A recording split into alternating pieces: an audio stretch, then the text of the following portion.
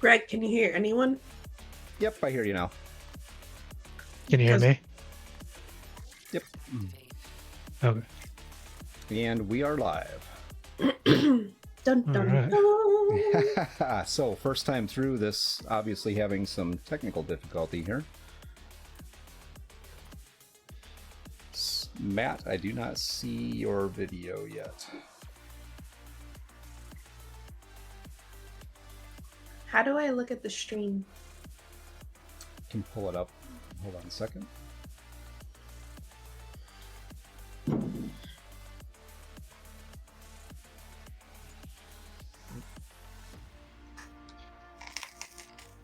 All right, so we have TCAT in our audience so far. Fantastic. Welcome, TCAT. Thank you for being here. Welcome, welcome. So just to give a quick overview of what this game is and what the story is running us up to where we're at right now. So we're based in Cyberpunk, Cyberpunk Red to be specific, but it is a hybrid game. The people or characters in this game are actually people who are not necessarily good people. They're all coming from essentially the prison system. They could have been on death row or just not going to see the light of day ever again. And they're being recruited or taken into a more or less Black Ops organization, completely off the books, to do specific jobs. A lot of those jobs are more mundane recovery jobs, reclaiming things that have been lost, so to speak. Some of those jobs are going to be hunting down and eliminating problems in the cyberpunk world.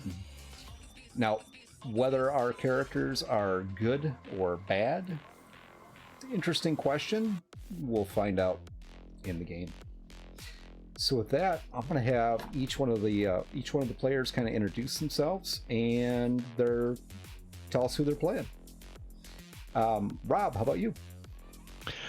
Hey, I'm Rob. Actually have a Twitch channel on here. Not that I use it at all, but I am playing Paul Lucero, whose codename is Raiden. He is for now, we'll say he's a disgraced NCPD officer, former officer rather, and he got in with the Bureau after he was given an offer, and he's actually been with them for some time and seen a lot of individuals come and go, and he's just ready to kind of be done with things and kind of move on to hopefully the next stage of his life. Not that he has much left, because he's older. He's grizzled. I can relate to that. Yeah. Mm-hmm. Hey, you. Be nice now. So why don't you tell I'm us about... always nice. That's debatable. Why don't you tell us about you, Sarah? I wasn't ready for this. I play Fidelia Davenport, aka Amethyst. She's the medtech recruit for this group, and she's the opposite of old and grizzled. With the ripe old age of 21. So yeah. Ripe old age of 21. Fantastic. The age you old men wish you were. I mean, what? Wow. I am 29 for the 19th time, so there you go. I feel that. So we are having a little bit of technical difficulty with the cameras, it looks like. Matt, are you on there?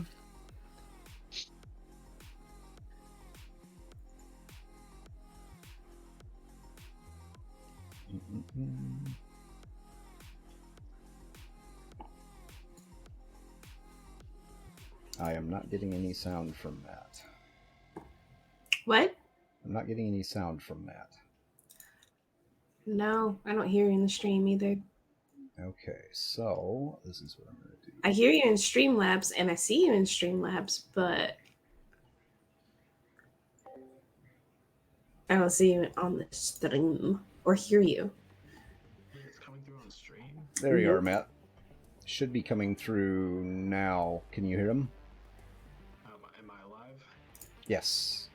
Have I phased into existence? You have not. Oh.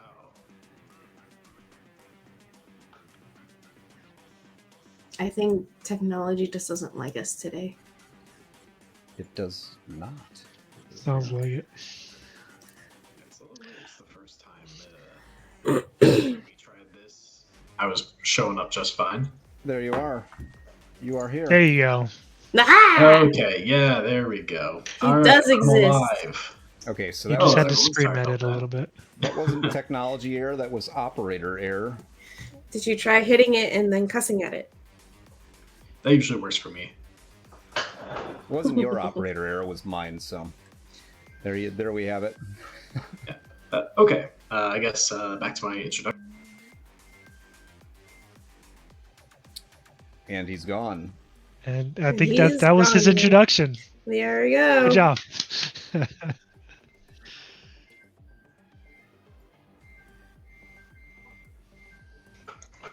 There you are. guys You're back. see?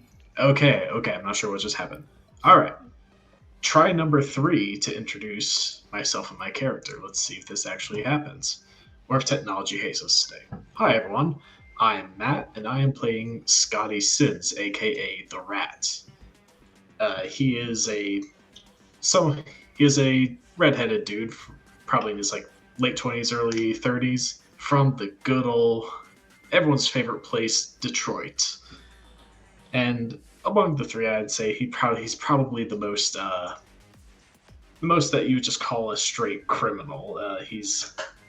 He has the name the Rat for a reason, and he was primarily a drug dealer. Fantastic. So there's our three main characters, the stars of our show. Just quickly before we roll into this, just to give everybody a little bit of an overview as far as the RP style goes for this game.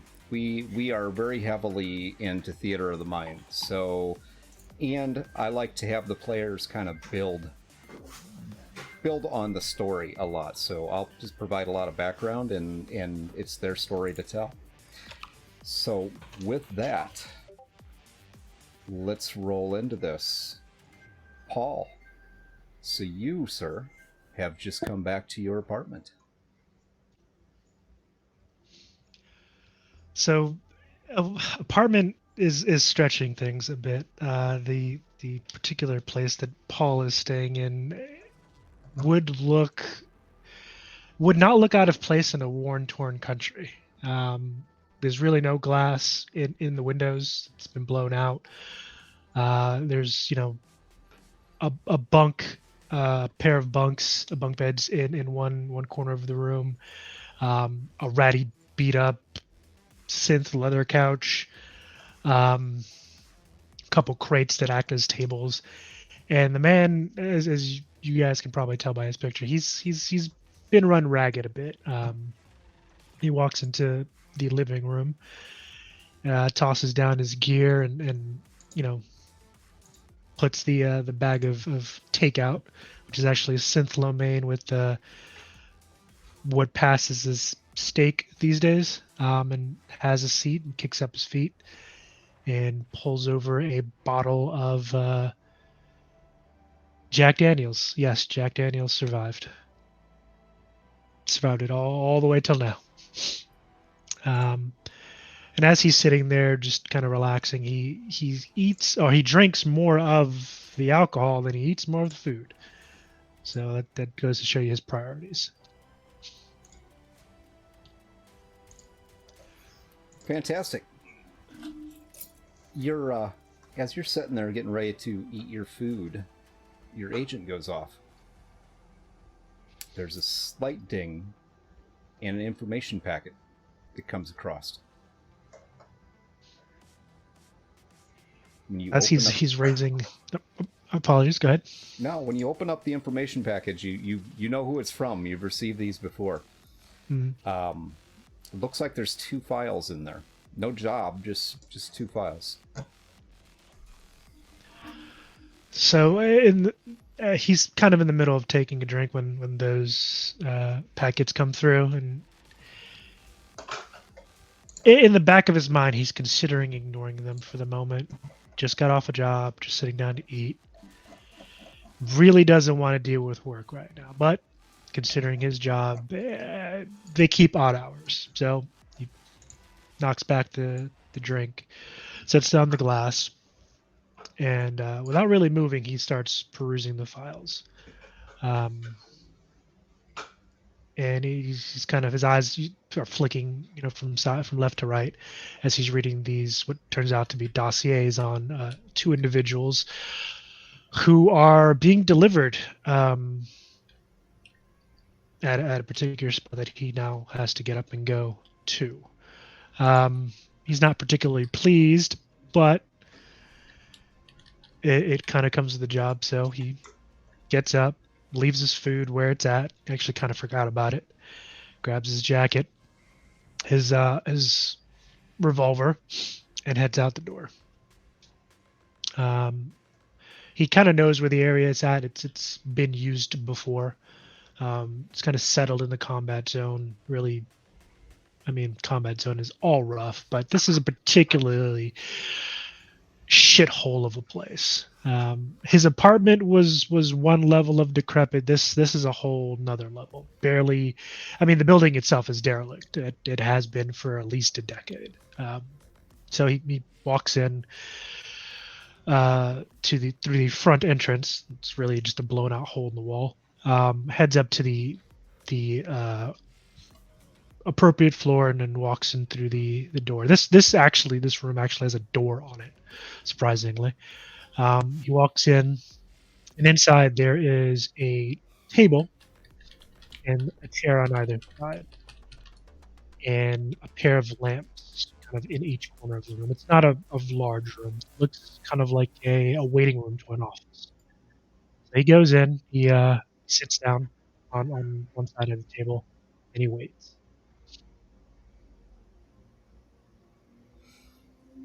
Okay. As you are waiting there for a few minutes, you hear a knock on the door. Or wall, since there is no door. Hey, is anybody here? He gets up, he walks to the he walks through the opening, and he kind of pokes his head out, and he's kind of looking around for the voice. So you see what looks like a delivery guy. Odd. For this part of the neighborhood, yeah, it's definitely odd to see a delivery guy around. So as Paul notices that he looks around for the vehicle, like he's actually kind of looking up and down the I guess what passes for a road for like what this guy is driving. So out in the street, you see what looks like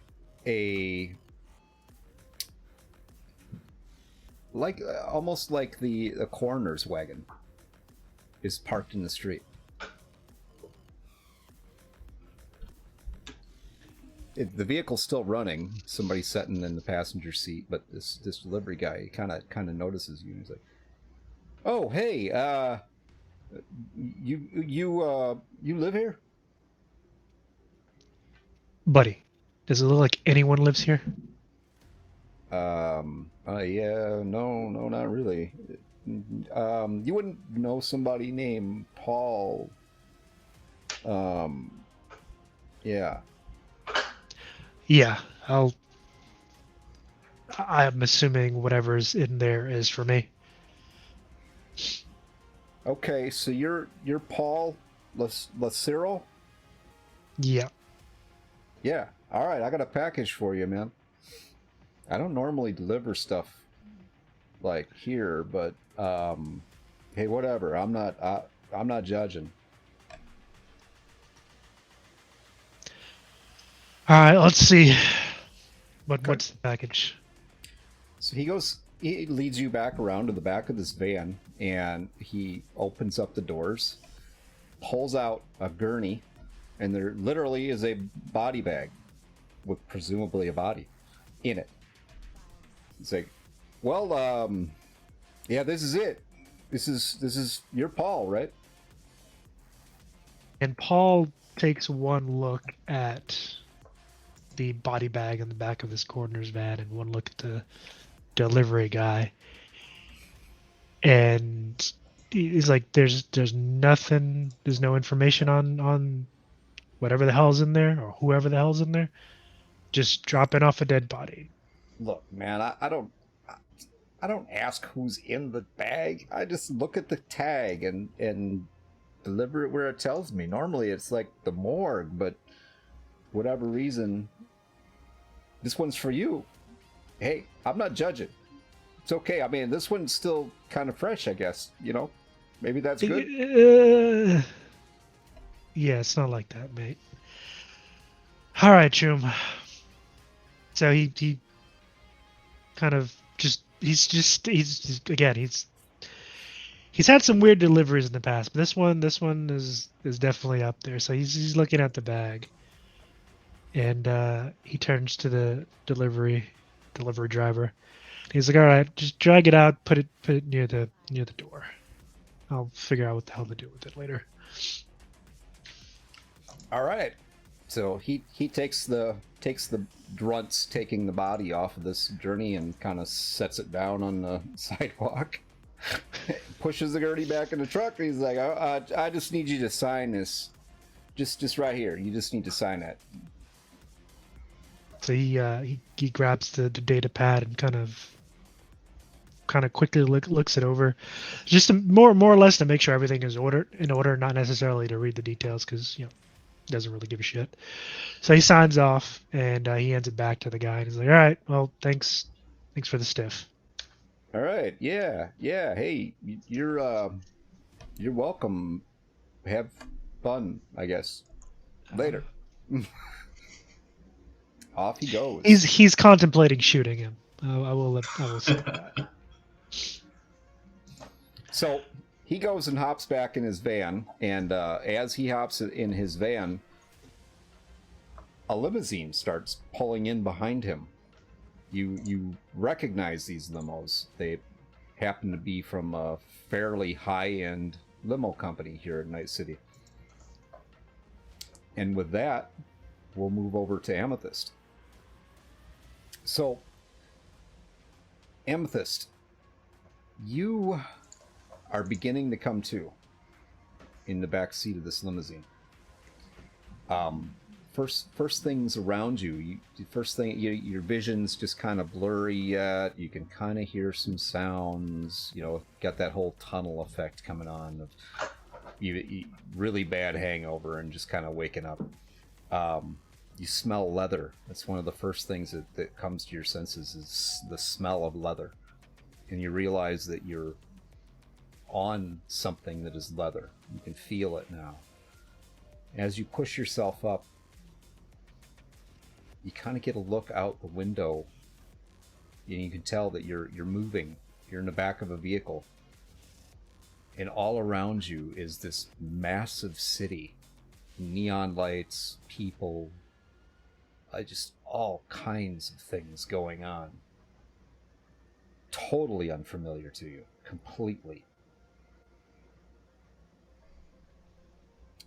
So, what are you doing?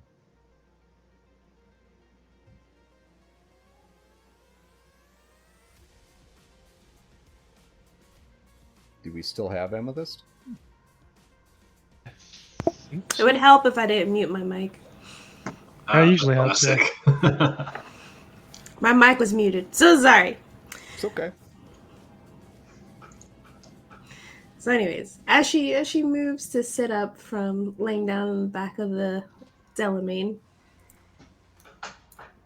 she her leather jacket creaking as she moves, and she looks around and she's just like,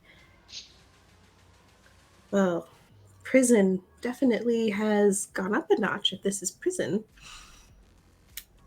And she looks outside the windows and she's like, well, this doesn't look like London. She starts to get a little twitchy, a little nervous. She starts checking out the limousine for any information whatsoever. She finds a wine bottle. As you're looking around this limousine, I happen to notice, as if it wouldn't be easily noticeable, that there's no driver. She also finds that odd. She still pockets the wine bottle. She tucks it into her leather jacket. Her mirror shades are hanging from a pocket. She plops them on, looks around. She doesn't see anything out of the ordinary before sliding them back on top of her head. Okay. She looks outside the windows. It seems to have stopped sitting outside of a building. She narrows her eyes at the building and then she looks to see if there's any indication, like, is she supposed to get off here or is someone coming into the vehicle to drive it? What you see outside, as you're pulling up, you see what looks like some sort of medical van. You would recognize it as being like one of the vehicles they use at the morgue. Is pulling away, and the Delamain pulls in kind of behind it and parks. And on the sidewalk is this gentleman, older gentleman, leather jacket, and there's a body bag laying on the sidewalk. With that, the car starts talking to you. You have arrived. Thank you very much for using Delamain. Where am I, Delamain? You are in Night City. Where the hell is Night City? Well, that would be kind of... It's in the United States, formerly the Republic of California. How the hell did I get across? What? I'm sorry. I do not have that information. Someone sent me over the pond? How? And she's sitting there stunned, hand on the handle to the door, just looking around as if like she doesn't know what to do. She doesn't want to step out because she's going to be stepping into a very strange city, and she is no longer in London, and that is just racking her mind. Your service has been fully paid for under the Excelsior package. Is there a problem, madam? This isn't London. That's the problem. I'm sorry. I do not currently go to London. I would think not. Can you go underwater? This is a limousine, not a submarine, ma'am. That's what I thought. And she looks outside her window at the old man with the body bag at his feet, sizing him up, trying to figure out if she really does want to step out or not. You can exit the vehicle at your leisure, ma'am. However, this is your destination. Can we change the destination? I'm sorry. Packages are the proprietor of the package was very specific. This is your stop.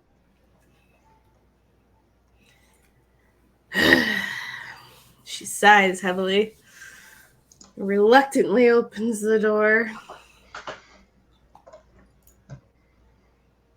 and steps out of the car. Or limo, or whatever they're called. All right, so what does Rob see? What does Paul, I'm sorry, what does Paul see? So as Paul is standing there in the street, he's just staring down at the body bag that just got delivered to no address, combat zone, and he out of the peripheral he sees the Delamain coming up, And not only is he surprised that a limo is out here, but a Delamain of all things. And he kind of stares at it. And when the young woman steps out, he kind of looks at her. And again, if anyone's noticing, you see his eyes kind of rapidly shift from left to right as though he's reading. And he kind of grunts and then just looks back down at the body bag, pretty much ignoring the young woman. When she steps out, she's mostly clad in nomad leathers with a simple blouse peeking out from the halfway zipped up leather jacket. Her hair swept to one side, moves as she moves her mirror shades down to cover her eyes. She walks over with cradling the wine bottle in one arm and her other hand tucked away in a pocket in the leather jacket. Her boots hitting the sidewalk. She looks around. And then she looks at the old man and looks at the body bag and she's like,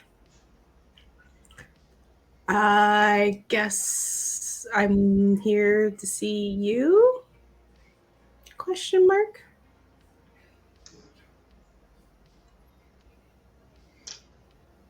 Yeah, you are.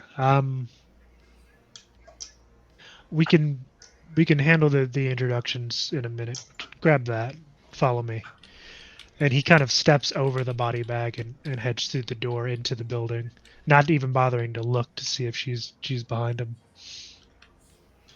And she looks down at the body bag and she's like, okay. She grabs one corner of it and just drags it over the sidewalk. And as she's walking and following him, he's leading her through the apartment building, heads up a couple of flights of stairs back to the room where he originally arrived at. And again, he opens the door and there's a table with 2 chairs and 2 floodlights. She is struggling to get this fat ass up those stairs. Oh, he doesn't stop to help. He's just walking. She's struggling.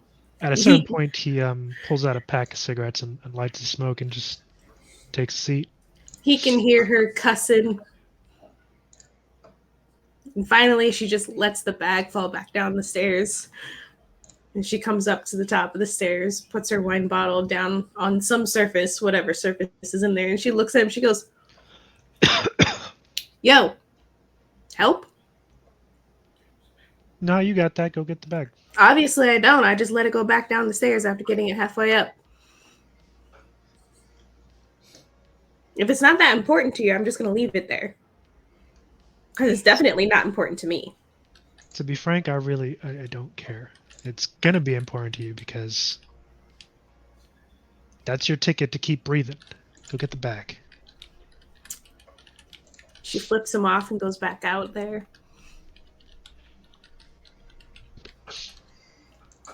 Fireman carries it. Fireman style carries it up the stairs. And then she goes over to him and throws it onto his lap.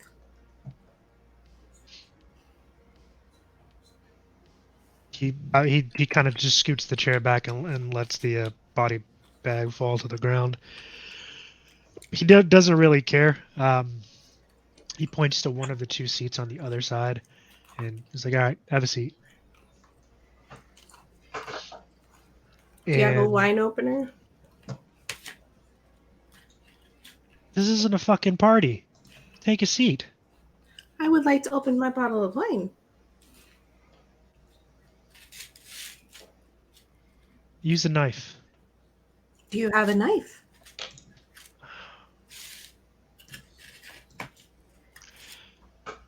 Take a seat. I'm going to shoot you. She brings the wine bottle over and puts it in front of him.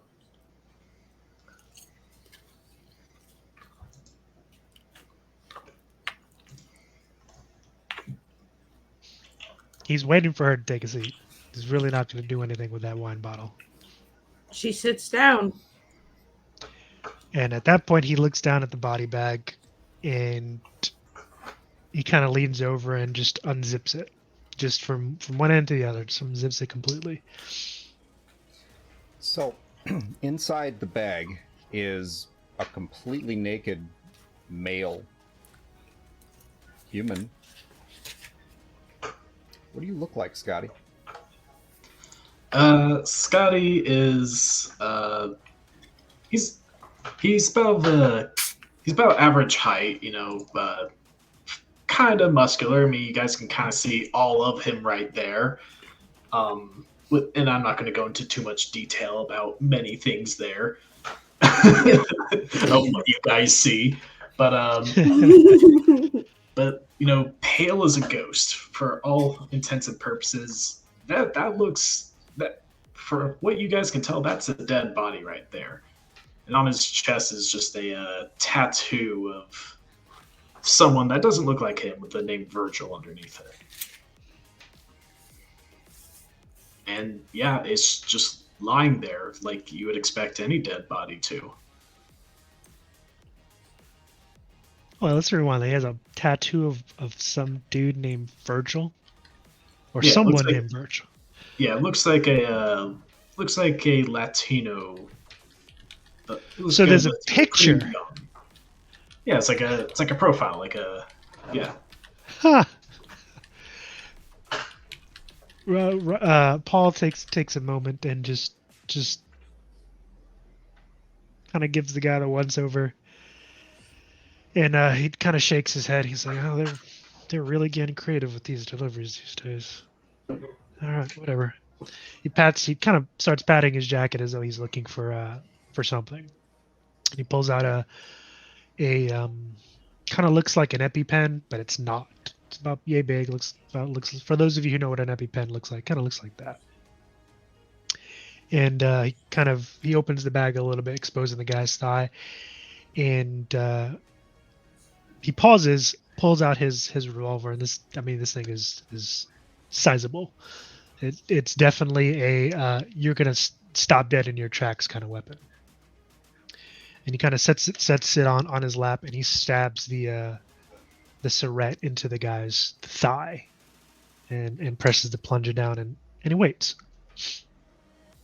It wouldn't take very long, Scotty, and you are brought, rather not brought, you are pulled, like yanked back into consciousness. This is like a heavy shot of adrenaline. Yeah. So imagine the scene. It's like Paul, injects whatever that thing is into Scotty's thigh, and it takes a bit.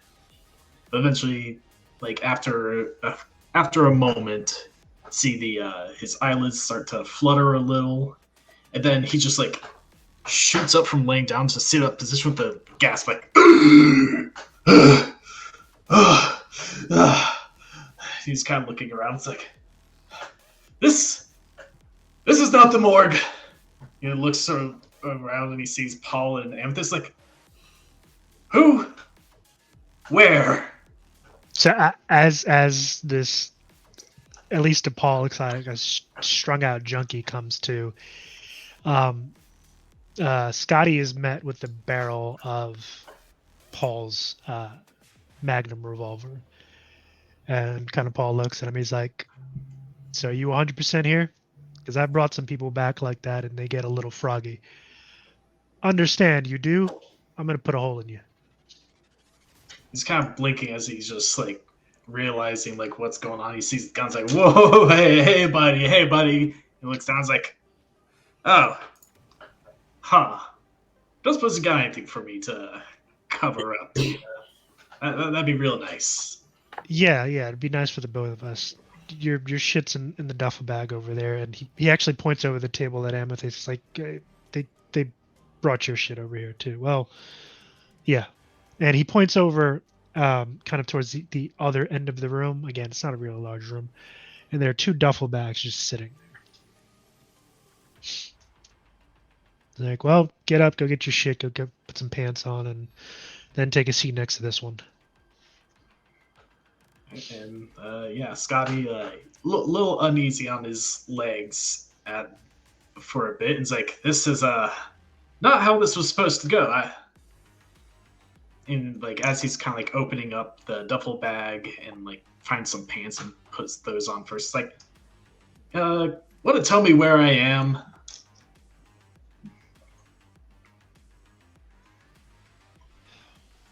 Oh, you're Night City. Night City?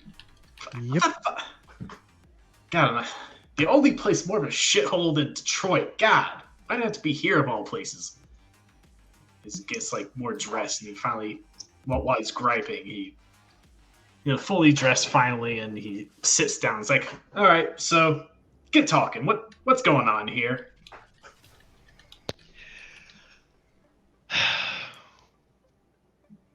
Well, to be more precise, we're actually in Kabuki. You'll come to learn the layout as you do work.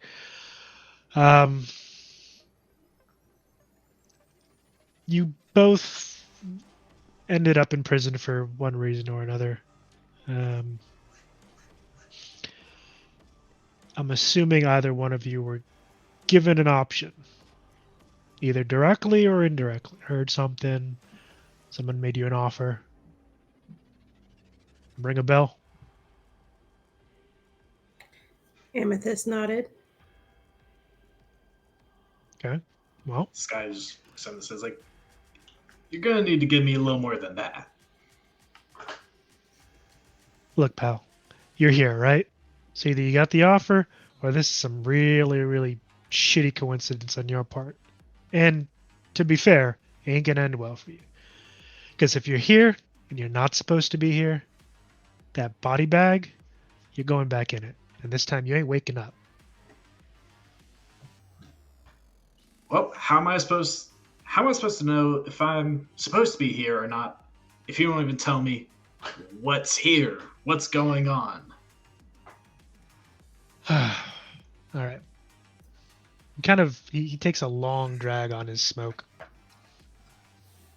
And he seems to be kind of pondering your question, glancing from either person, from one to the other.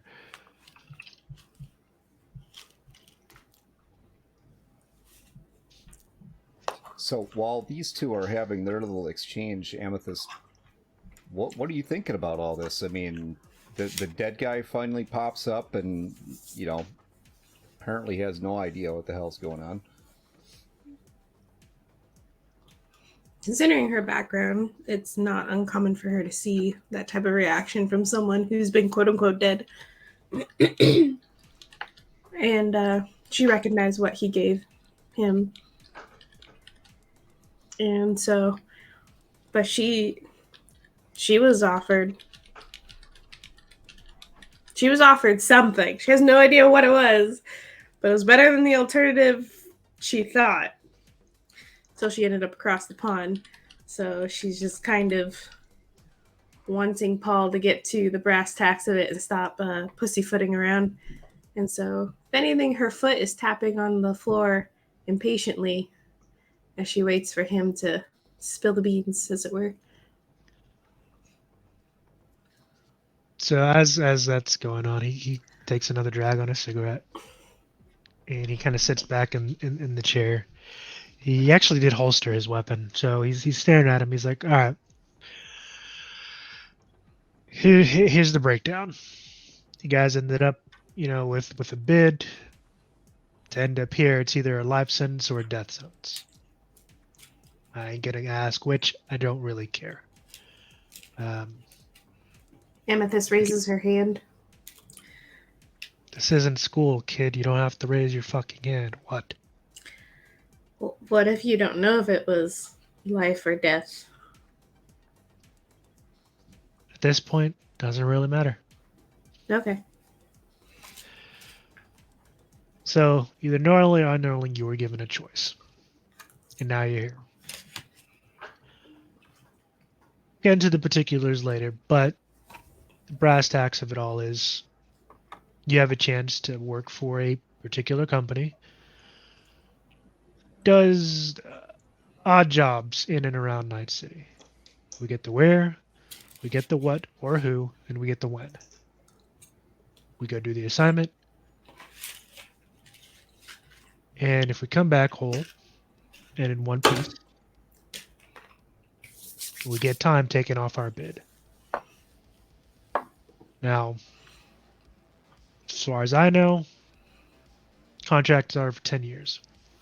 After 10 years, if you're still breathing, you walk free with a new identity. Actually, well, your new identity started the moment all of this went down. Who you were, gone. You're officially dead. Everyone you know thinks you are gone. Don't go calling home.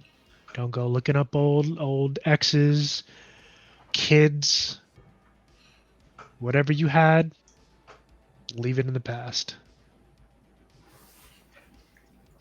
And as Scotty's listening to this, you see like the kind of gears turning in his head. He's like, "Whoa, hold on. This isn't no. The company you're talking about, is this the Bureau?" Oh, looks like someone's not as stupid as he looks. Yep, pretty much. You're kidding. I thought that was just a tall tale told by death row prisoners didn't want to die. Like some sort of fairy tale candy land to try to get out of death. Oh, trust me, man. This is way worse than dying. Like I said, This looks confused. You think you're going to make it out of here. Honestly, I've been here just shy of 2 years, and most of you fuckers don't last 6 months. Yeah, well, I was on the chopping block anyway. Way I see it, any chance for life's better. And so Paul's sitting there, and he kind of looks over at the old woman, noticing that she looks like a deer in headlights. No idea what the hell's going on. So he kind of he actually kind of leans back as he's kind of examining her. He's like, I think you're the first person from Europe that we've gotten in this program. How in the fuck did you end up here? As far as well, they don't really tell us much. So could be a bureau in the UK. So who the hell knows? How'd you get your offer? He kind of points to her. She kind of squirms a little in her chair, rubbing her hands together as she thinks about it. And she's like, well, I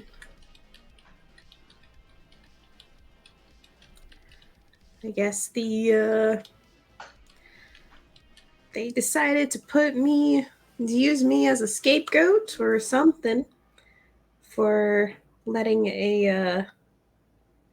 one of our clients die. And this gentleman, or if you can call him that, his name was Jefferson. That's all I know. He gave me a card, told me to use my only call wisely. And I thought I wasted it because when I called, no one answered. And so I just figured I would end up in prison after the investigation had concluded and found me guilty. So I had dinner, and the next thing I know is I'm waking up in a limousine in a city I've never been to before.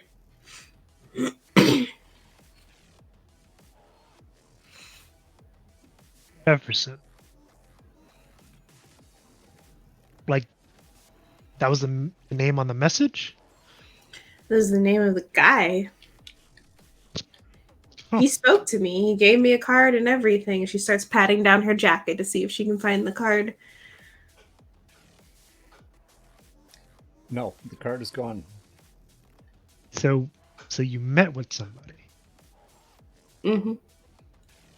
Yeah, well, he look talked at you. to me. Must be something special about you. They normally don't send anyone out. Shit, the only person I meet is the fucking fixer.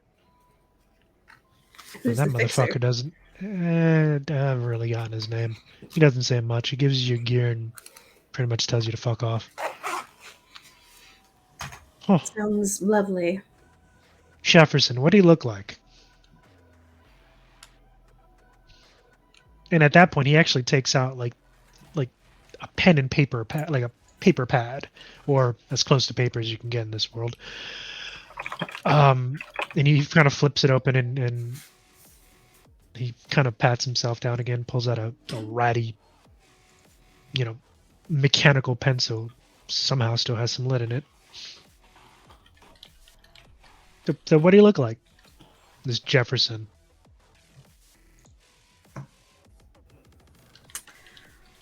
Well, he was rather odd looking. Very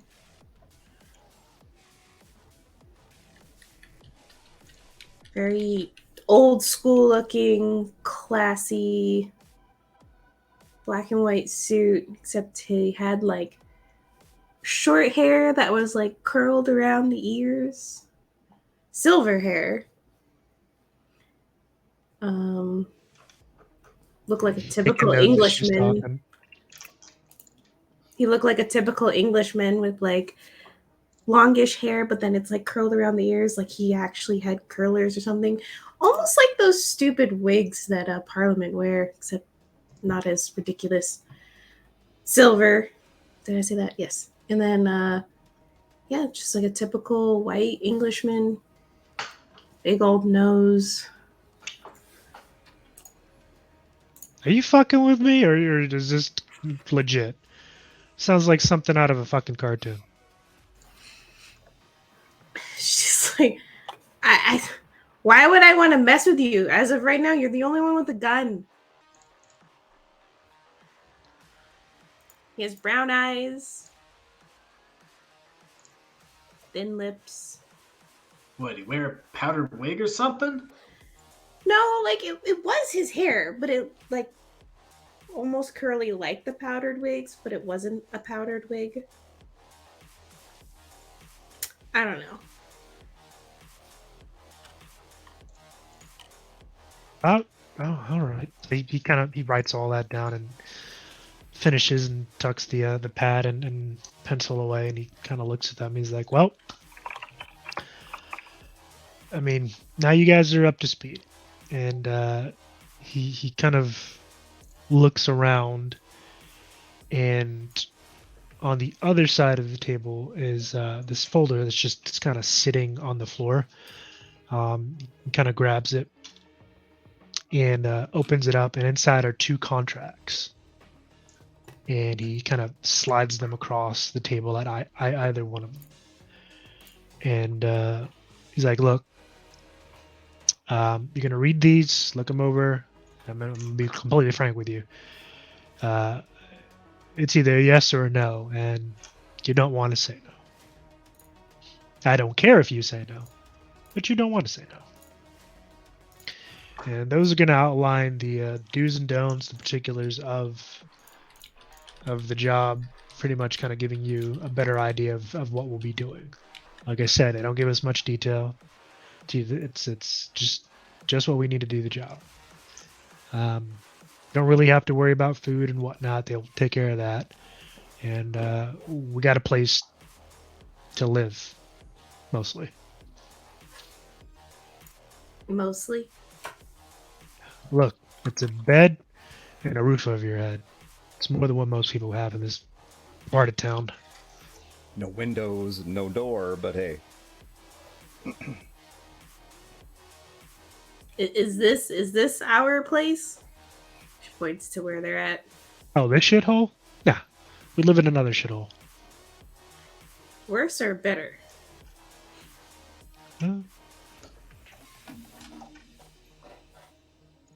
It's bigger. And as Scotty's kind of reading through the beginning parts of the contract, he kind of looks at Paul and goes, "And yeah, I know the whole threat of you don't want to say no type thing." Kind of glances at the gun, but it's out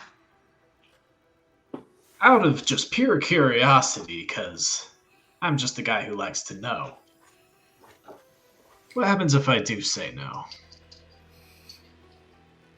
He kind of nods at the body bag and kind of stares at him. I'll have you know, I'm a good runner. I've ran from people with guns before. So what, you saying you're Superman? I'm saying I outrun bullets, but send me into the city alleyways? I know my way around those. I know how to lose people. So all you hear as Scotty is talking is the hammer being cocked on the revolver, and Paul's just staring at him. This guy just puts his hands and like, hey, buddy, as I said, curiosity. I'm just asking. What besides that gun is keeping me here?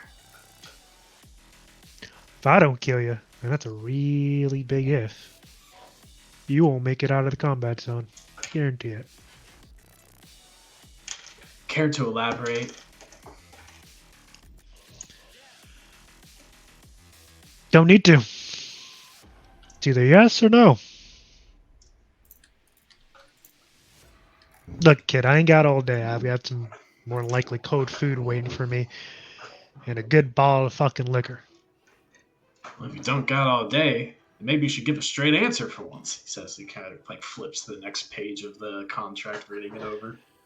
Sign it, or I put a bullet in your head, put you back in the body bag, call for another pickup. Just reading the contract. Amethyst is listening in, reading the contract at the same time. She sighs and just signs it. And then draws a picture of a middle finger. Paul kind of reaches over and takes the contract back, slips it in the folder, and turns his eyes on the what still looks like a druggie. So as you read through that contract, there really wasn't a lot in there. It was like 1 to 2 pages maybe, and it basically just outlines a couple of things that strike you. One is that you are to have absolutely no contact with anyone from your former life. Your new designation, in which each of you has a number that's assigned to you, and that is in your contract. That's really the basics to it. It's just a lot of jargon regarding no contact with anyone. You're not allowed to have any type of personal residence that you pay for or anything like that. You cannot use your former name. And it explains why, and that is simply because it puts you and anyone that you use your name around in danger. And that you are expected to fully comply with any orders that are sent down, and completion of jobs is mandatory. And it does it refer to anything about what Paul has been kind of the vague threats that Paul has given to Scotty? There's a section in the contract called reassignment. And it basically outlines that if you any type of failure in your responsibilities in regard to success to a job or mission could result in reassignment.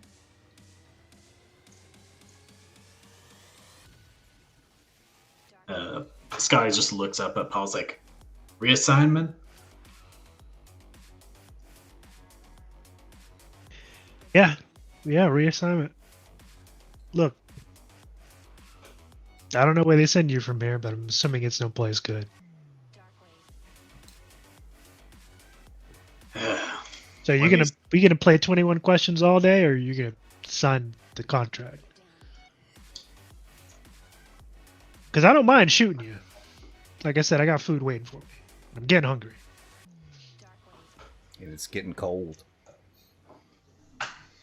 Well, No one's giving me a straight answer, but he kind of looks at the spot where it says the sign's like, don't know enough right now. Fuck it.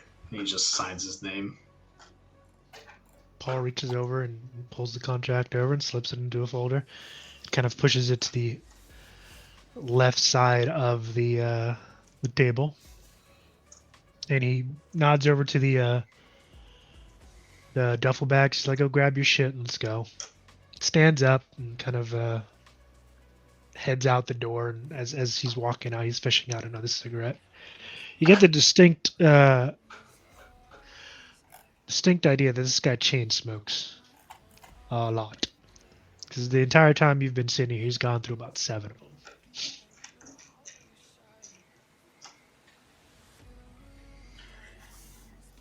Amethyst gets up to get her duffel bag and looks through it, see what's all in there.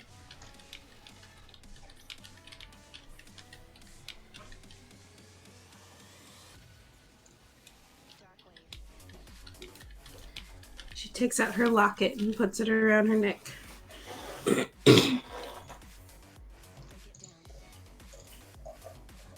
Yeah, I guess Scotty's probably doing the same where he just opens up the duffel bag, finds a couple things, sees a extra pair of clothes or two, and he's like, all right.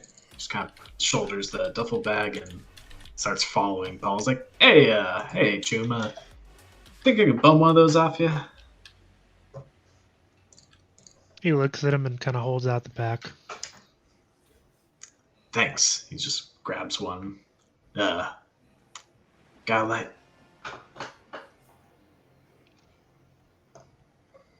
He holds out he kind of fishes out a it's not an older Zippo lighter, but it's kind of the same make, just a little bit upgraded. It looks a little bit fancier, kind of, neon lights and stuff like that. But for all intents and purposes, the Zippo lighter. Flicks it open, lights his smoke up for him. Yeah, Scotty just lights the cigarette. It's like, thanks, Chuba. You may not be quite the dickweed you look.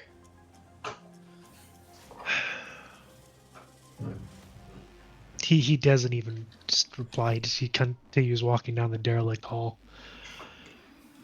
Scotty's just kind of heading for the a exit. little. Just kind of grinning a little as he takes a puff and falls behind Paul. So as you guys exit this building, this area of the city of Kabuki in particular is a really run down area. There's a lot of people out in the street. You know, it doesn't seem like anything too threatening, but you never know when you're wandering through the slums. This is probably about as close to a combat zone as Kabuki gets in this area. So,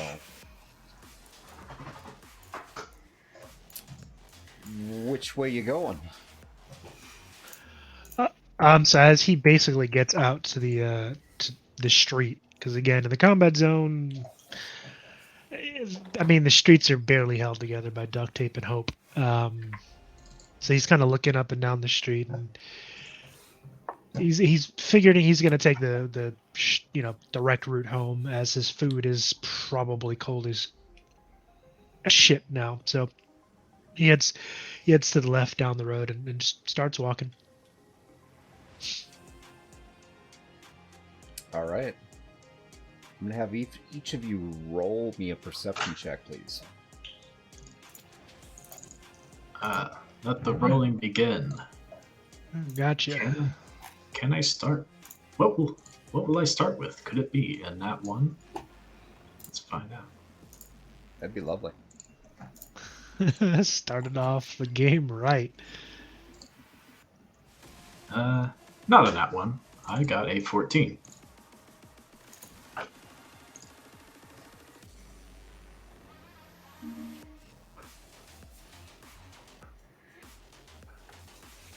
All right. Said perception, correct? Yes. Okay, stand by. Coming up. Oh, sorry. Make that a 12, not a 14. Oof. He's so hungry, all he can see is his food. That is a 13. So, quick FYI for those that are watching, in the background we are using Rolls20 to be able to keep track of all the rolling that we do in the game and for quick reference to any character information. So, Paul, yeah, you don't really notice anything, man. It's normal day in Kabuki. You just came back this way from grabbing your food not too long ago, so Amethyst, you don't like this area at all, for one thing. I mean, this is definitely not what you're used to. As you guys are walking down the street, you're coming up on a small group of people that just something doesn't look right.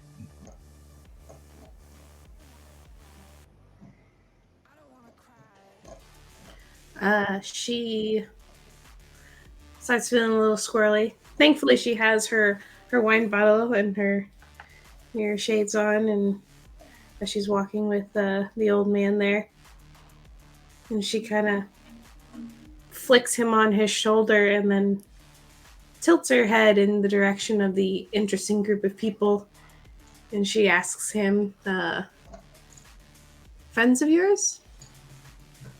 He looks up and he kind of glances over at the approaching individuals. Kind of looks at either. How many of them are there now that he's noticed that there are people approaching? 3. So he looks at kind of the 3 of them. He's like, well, the one in the middle looks like he was working at the noodle shop I stopped past. Well, no, I don't know him. Did you forget to tip them? Kind of he looks back at her. He's like, you don't tip for takeout.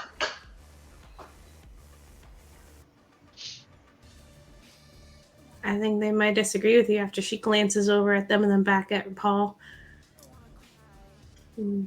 Paul just keeps on walking. She keeps walking with him, but she keeps her eye on them. Okay. Scotty? I mean, he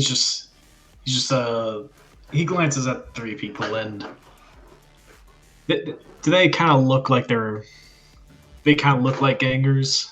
Oh yeah. Okay, so Scotty knows exactly, like, it's like, okay. Well, it took me 2 seconds here to see them. This place is just how I heard it. Oh, you ain't seen none yet, kid. You would recognize these 3 guys as Tiger Claws. Because, Tiger Claws. Heard about them back in Detroit. Real nasty guys, huh? Amethyst looks at Scotty and she goes, "What are they?" Called Tiger Claws. They're a gang here in Night City. One of the bad ones. Most powerful. Apparently they got quite the reach here. And then she looks at Paul and she goes, "And you forgot to tip them." I didn't forget to tip no one. You don't fucking tip for takeout. Everyone knows that. And kind of Paul looks over at him, he starts sizing him up. I'm gonna actually make another perception roll if you don't mind. Before.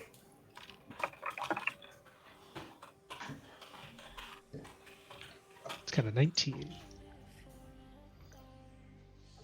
All right, what are you looking for? He's looking for weapons. And in this part of town, he's aware that, I mean, they're obviously going to have weapons, but he's kind of looking to see how well armed are they. These 3 they're decently well armed, mainly small arms and martial weapons. One of them, possibly the leader of the group, looks like they may have a monoblade. Okay. So he kind of he's staring at them. as he's so focused on them, he kind of lets his cigarette get out, and he kind of takes the butt and tosses it away. But he keeps walking, but out of the corner of his eye, he's keeping an eye on him. But he keeps going.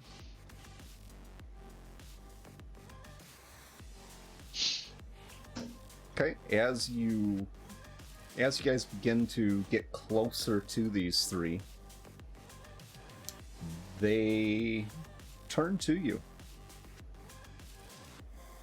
and move over in front of you, blocking your path.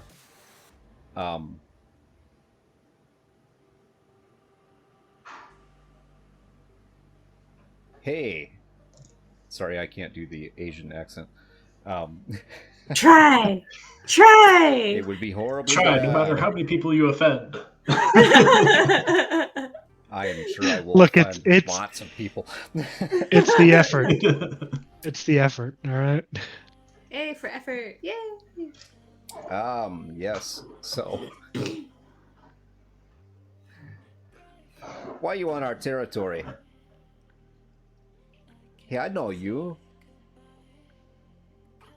He points at you, Paul. He's you like, yeah, that you fella were. never tipped me. Amethyst So this- gives Paul a look like. It's at this point Paul kind of just rubs the bridge of his nose, like he's starting to get a really bad headache. You don't tip for takeout. Everyone knows this. Everyone. Well, now you gonna pay tax for being on my street. All right. How much is your tax? How much you got?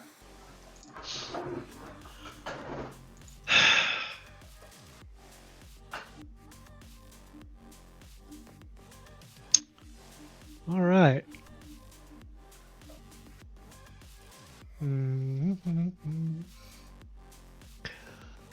So Paul, instead of replying, he just pulls out his magnum, and he does so rather quickly. As a matter of fact, to everybody standing around, or at least assuming most people standing around, it looks like a blur. Let me know if we need a roll for initiative. Sandevisan. Yes, everyone roll initiative, please. Lovely. And I would say, like, while that whole interaction was going, Scotty was just watching with the interested look on his face, as if thinking, like, so this is how they shake people down around here. Amethyst is just looking at Paul like, told you so.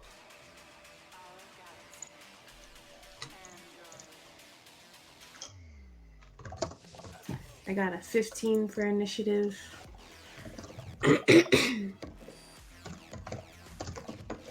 All right, so Paul is really fast, but one of the three, the lady among them, with the monoblade, appears to be faster. So Paul, I'm going to have you roll evasion. She lights that baby up, and it is, I mean, this weapon that she has on her, it's like she grips it a little harder, and she moves just as fast as he does, just like a blur, and she is going for his weapon hand. Roll evasion. All right. Where is my... There we go. 21. Let me see. Hold on just 1 second.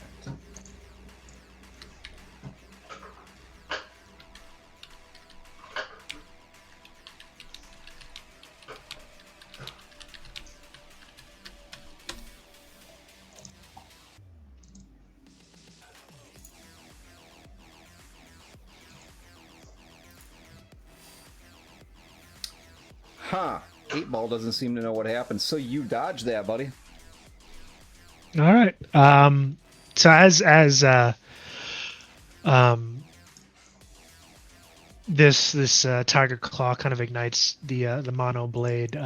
Again, Paul's to anyone who doesn't understand how like cyberware works, he's moving at damn near faster than the eye could follow. This level of cyberware is more or less commonplace in Night City, depending. So as he kind of steps back out of reach of the slash of this mono blade, I'm assuming it is my turn now. Hold on. Okay.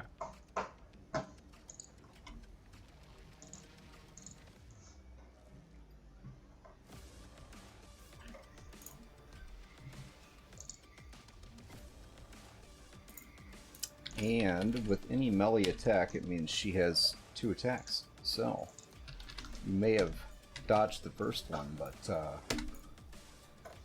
how about the second one? Oof.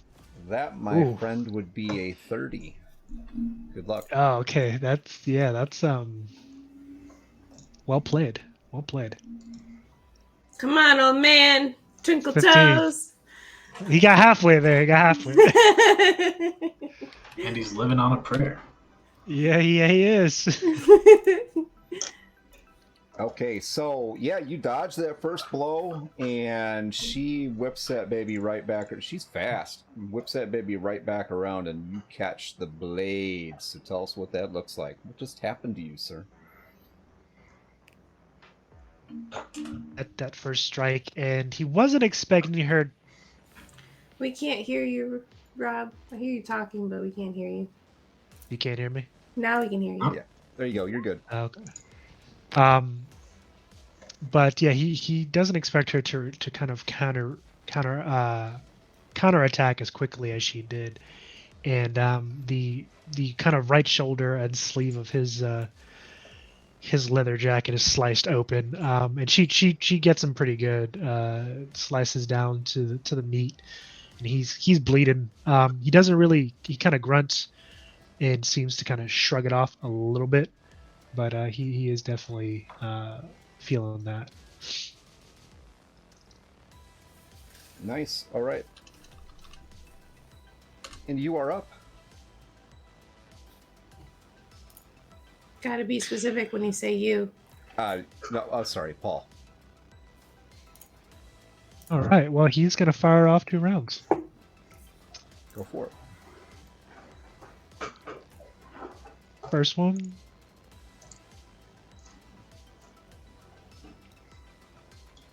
Okay. Go ahead and roll your second roll. All right. And the second one.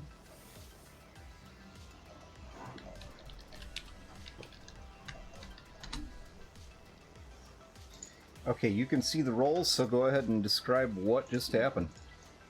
Yeah, so he takes aim and fires off 2 rounds, and just the sound of this weapon, it's a heavy caliber revolver, and it definitely sounds like a crash of thunder each round. And unfortunately, this woman is showing her chops. She dodges between the bullets, and Paul kind of notices it, and he's a little perturbed. He wasn't expecting this level of cyberware out in the shithole part of town. But he's prepared. So it's the end of my turn. You thought your GM was going to be nice to you? Nah, not at all. You a nice GM? When has that ever happened? Of course I'm a nice GM. I'm always nice. Always nice. Always. All right, I do believe that Amethyst was up next. I have no idea. You don't have an initiative roll thing. Speaking of Sky and Amethyst, do we in the duffel bags? Do we have any weapons or armor in there, or are both of us essentially unarmed? No, you're all of. Well, I'll actually excuse me. Let me shut up and let the DM explain. Yeah, it just the way Paul laid that out in the RP, all of your stuff was in that bag. So what you have is what you have. But Okay, so weren't we given stuff also from this mysterious group? Not Like yet. armor? Not until I give it to you. Okay, so we don't have our armor, but we have our weapons. Yes. Got you. That's what Matt was asking about. Okay, so we just need to not get hit. Easy. Right? Easy day, easy day.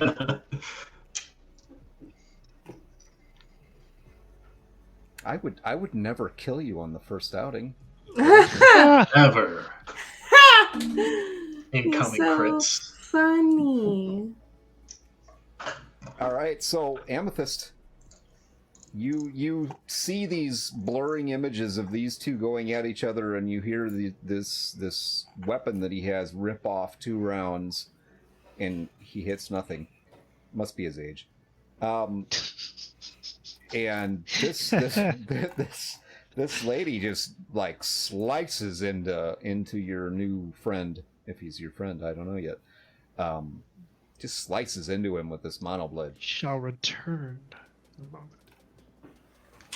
She starts cursing in German as she brings her hands up to her ears to cover them from the loud, ridiculously loud, whatchamacallit? Gunfire? Yeah, thank you. Like words are failing me. Words are hard. Yeah.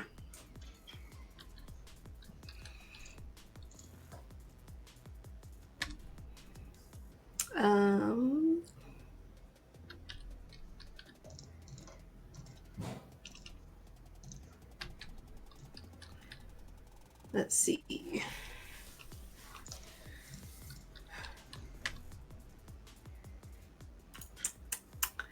She will try to do a pressure point strike on the dancing woman.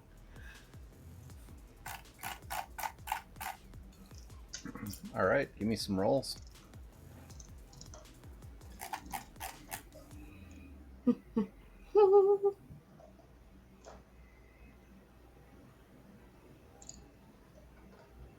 So those of you who, for anyone who isn't familiar with the Cyberpunk Red system, under the martial arts combat, there are specific maneuvers that can be used, and there's specific conditions that they have to hit to be able to do this. So that's what she's going to be doing. That'd be 13, and there's a 13, and if it hits, she will suffer spinal injury, critical injury.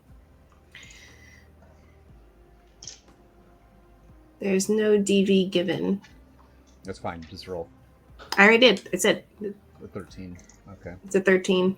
That one has 1 attack. Okay. And it's only 1 attack, yeah. Just a moment.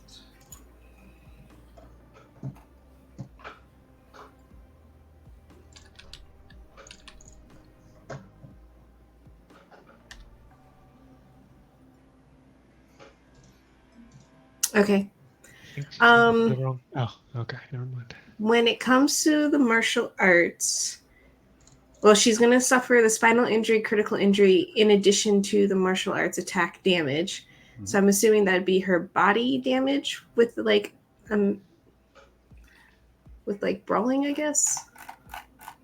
Yeah. So how much? I forget the dealio with the body stuff. Tell you what, just describe the scene to us. I'll take care of the damage for you in the background. Okay. So she sees this woman dancing around Paul's bullets, and as she's watching it and she's covering her ears because that freaking gun of his was so flipping loud and she was that close to him, and she just like reaches out and with one swift action she just connects with a pressure point on this woman that just totally stops her in her tracks. And she looks like she is hurting now. She is not doing well. She doesn't look like she's going to be able to dance around any more bullets anymore. as she is stumbling and trying to move a leg that seems to not want to obey her brain's commands of movement and stuff. So, and then Amethyst just is like, 20 EB sound good? I'll give you 20 EB if you let us keep walking.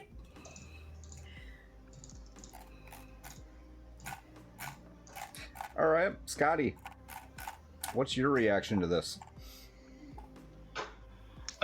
Scotty's just watching this fight, and he just like backs up a bit. It's like, I'm not with them.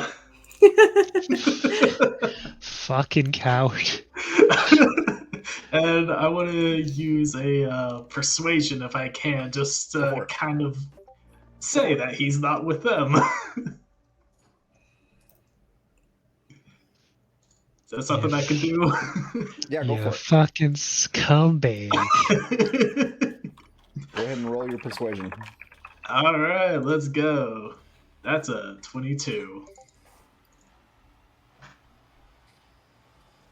All right, so you're pretty persuasive. So now you have to actually tell us, what are you saying? So like as like this combat is going down, and people start fighting, he just kind of like puts his hands up and he just backs away. He's like, hold on, I'm not part of this. All right, I don't know who these people are, never met them before in my life, we just happen to be walking the same direction.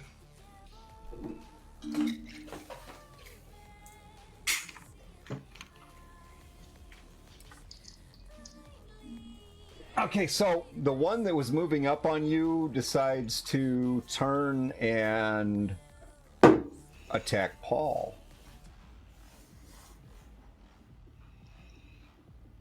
He didn't say anything to you. He just kind of broke off away from you and goes after Paul. Paul, roll me an evasion. All right. Amethyst gives Scotty the middle finger. That's a lot to do in 3 seconds there, Miss Amethyst. Says he was just trying to bribe the guy.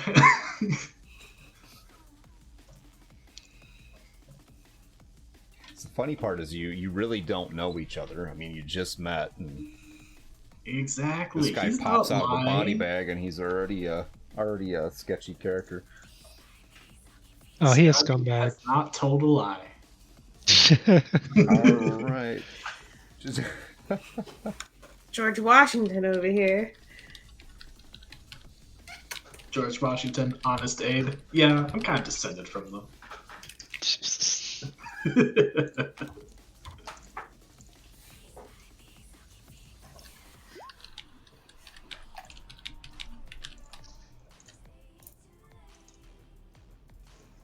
All right. So, what did you actually roll, Rob? 29 on that second roll. All right. So they both missed. What does that look like?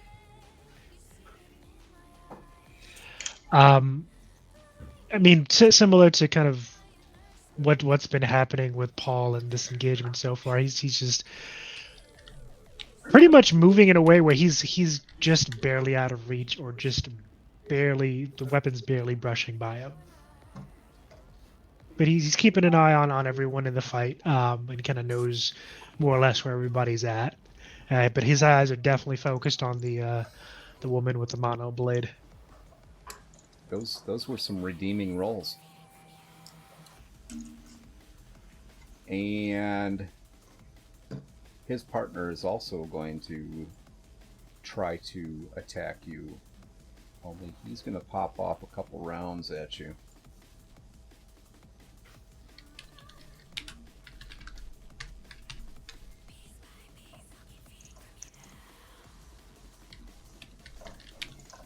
So go ahead and roll your evasion.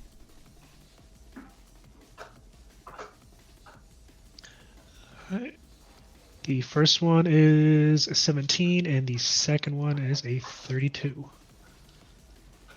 Okay, 1 second. So that first round is going to hit you. Unless Unless. I don't know. I mean, I'm not gonna waste it. Okay. They're referring to luck, by the way, because luck can be Yes. used to boost rolls. Just remember, your luck has to be used when you roll. You don't have to tell me beforehand, but you do need to tell me right away that you're going to pump luck into it. But all right, so first one hits, first one hits. The second round misses.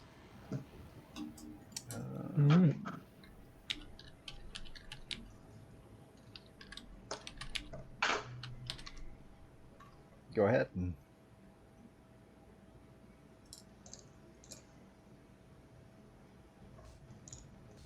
Where's that message at?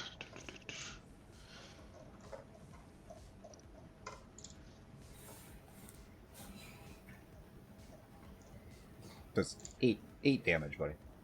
Gotcha. All right. So as Paul is kind of trying to keep ahead of the melee weapons, he was not expecting someone to whip out a handgun, and the first round kind of hits him in the kind of around the stomach area, but his armor stops it. He kind of grunts a little bit, but it was enough of a hit where he kind of moved off that center line, and the other shot goes wide.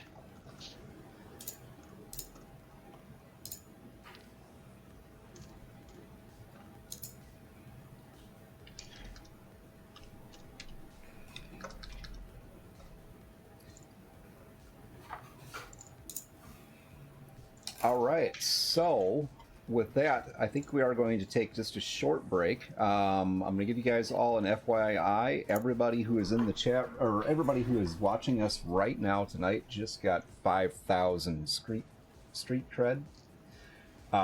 So you can begin using those whenever you would like to influence the game. With that said, we're going to take a real short break, and we'll be back in probably about 5 minutes, maybe 10. All right. Thank you much. All right, guys.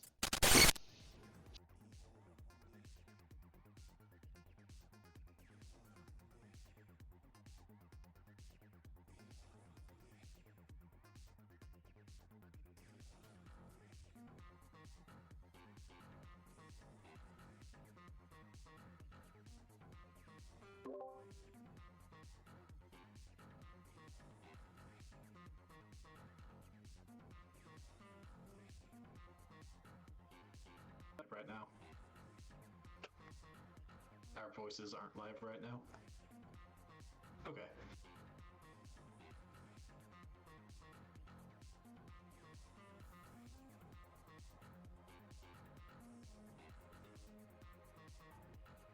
Grab some food.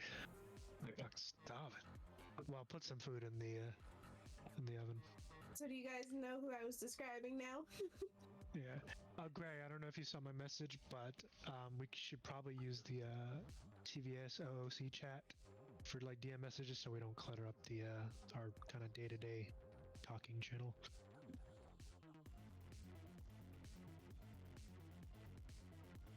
Yeah, I just noticed where you're posting. I'm like, ooh, this could get crowded real quick.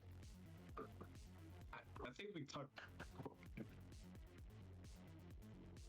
I think we can talk about this more in depth later, but honestly, I think we should just be saying things out loud instead of doing private DMs because it leads to just this silence.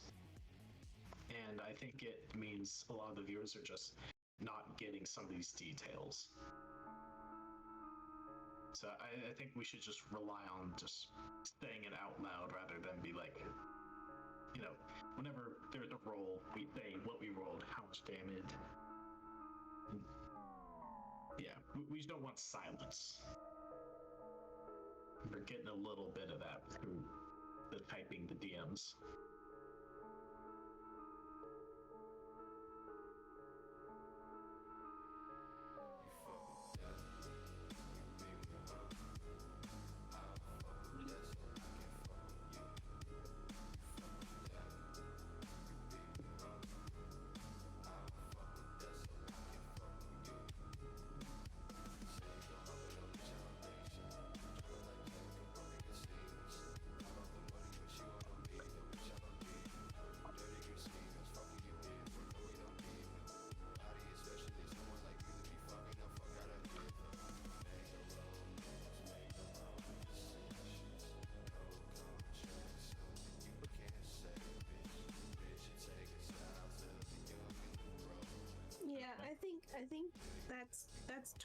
good, Greg. But I think what you need to do is, like, after we roll, you then just quickly tell us, you hit, describe it. Or you hit and they're looking pretty bad. Go ahead and describe what that looks like. I think saying something like that will then prompt us to then tell a story. Then us rolling and then waiting and being like, does it hit? Does it not hit? I don't know. That type thing.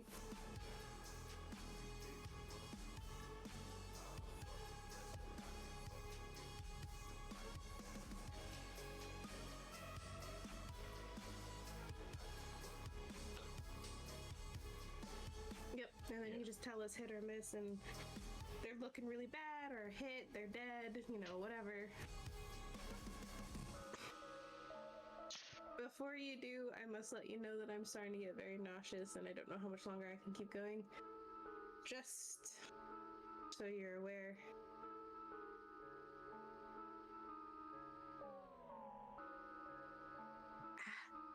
Mm.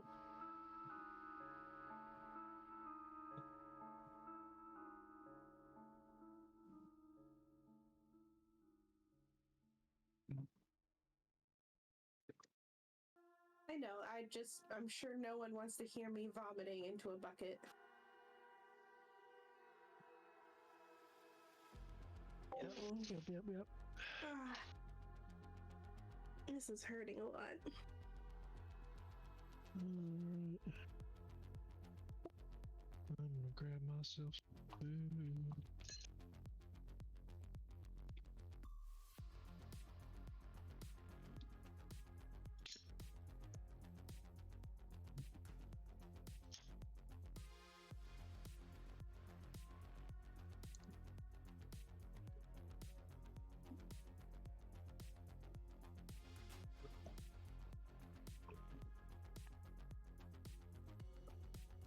Yep.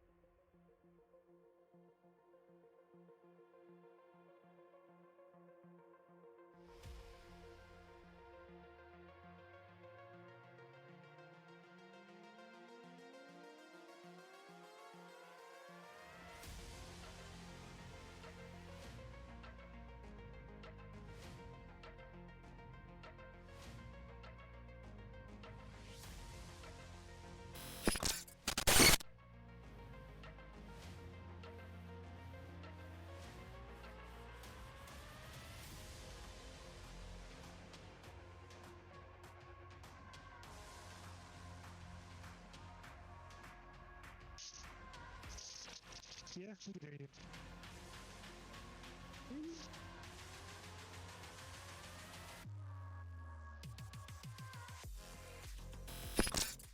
Much quick thing I can make. All right. And we are back. Okay. Standing. Okay, so we're in the middle of this fight. And at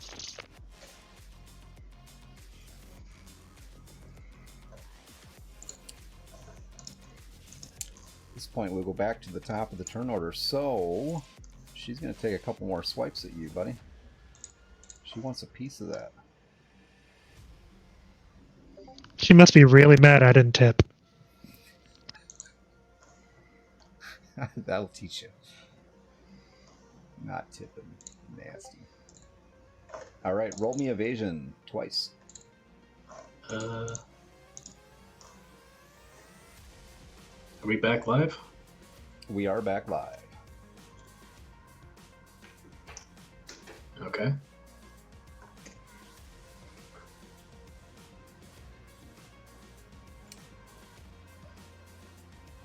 Oh, and Paul has stepped away. Okay. Well, we will move on. What's that? I have the stream pulled up, and it still looks like the break scene.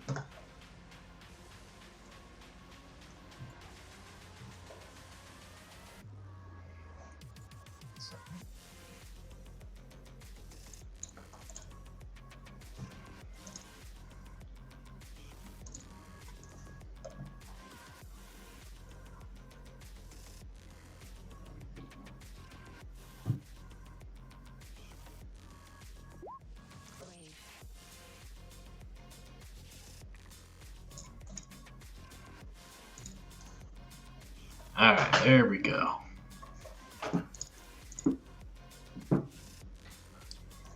All right, Rob. Paul, I need you to roll evasion twice for me, buddy. And I am not getting your audio. You must be muted. Uh-oh. Can you hear me now? I hear you now. Okay, cool. I rolled a 19 and a 13. All right. First one hits for 12 damage. Or the second one hits for 12 damage. First one missed. Sorry about that.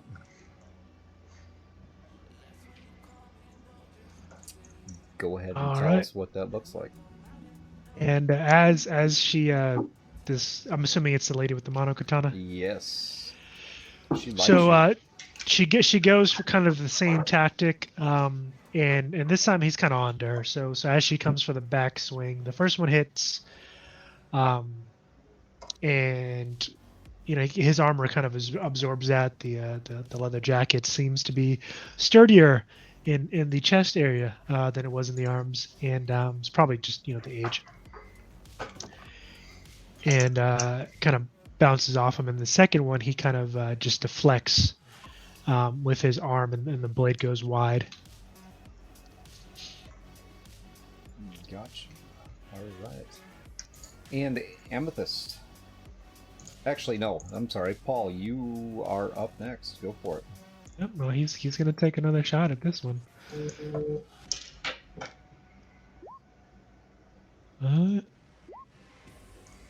Okay. And what are those rolls? We got 18 for both of them. All right, they both hit.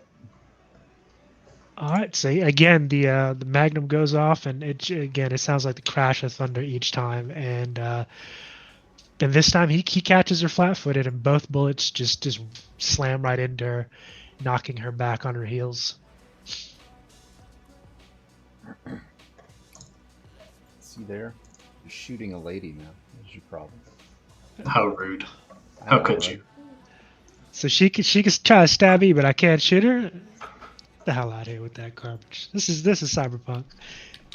everybody can catch it. Chivalry is dead. Damn right it is. How did you know her name was Chivalry? Anyway. Oh no! She's about to be dead. She's not dead. No. She's still got some fight left in her. Still got one good leg. Anyway. Amethyst. I believe. Let me see where she ran off to. 1 second. Okay, we'll skip her turn for right now and skip over to Scotty, who has talked his way at least out of not being part of this initial combat right now.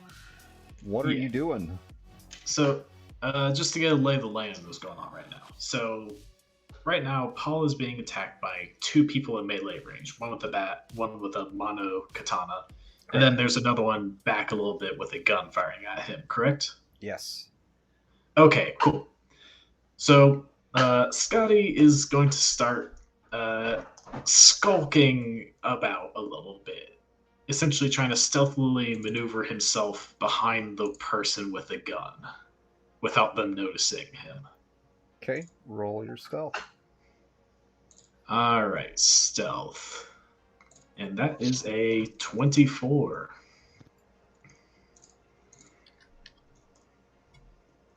All right, so you are sneaky sneak. Doesn't appear to have noticed you. Okay, and so as Scotty is kind of skulking around, kind of like circling around the battle spot, positioning himself behind this gunman, from his bag he pulls out a metal bat.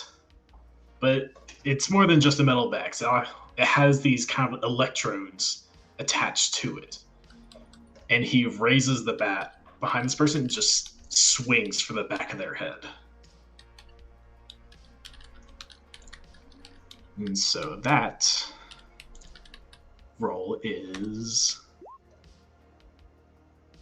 a 20.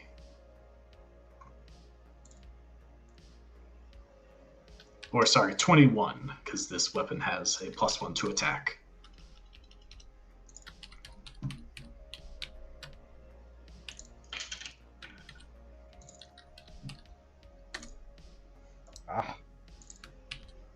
Hold on. Technical difficulties. Are you trying to boost the person I'm trying to attack? I am. How did you guess?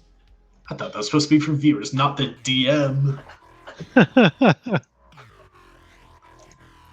It is supposed to be for viewers, but since they're not using the points I gave them, I'm just going to use some points. TM's fudging the numbers. So what did you roll now? I rolled a 21. Oh. You know, maybe there's a little bit of extra bonus there for this person not seeing him. A total surprise attack, perhaps. I mean, if you guys want to help out our good old resident druggie, Scotty, feel free. Feel free. So, unfortunately, you still hit, even though I tried to cheat. So, roll your damage. All right. And that is... Oh, I that wrong. That is a 14. And this is a melee weapon, so that's half SP. All right, so, yeah. You definitely gave him some pain. So what does that look like? So, yeah, after Scotty said that he was not a part of any of this going on, you know, not his fight, not his worry, he just sneaks around the other person who thinks he's not a problem and just raises that bat right over the head and just brings it down. And as the bat collides with their head, the burst of electricity also just pops off at this strike point. And before this person can even react to what's going on, he goes for another swing, because this can attack twice. So, second attack, a 20.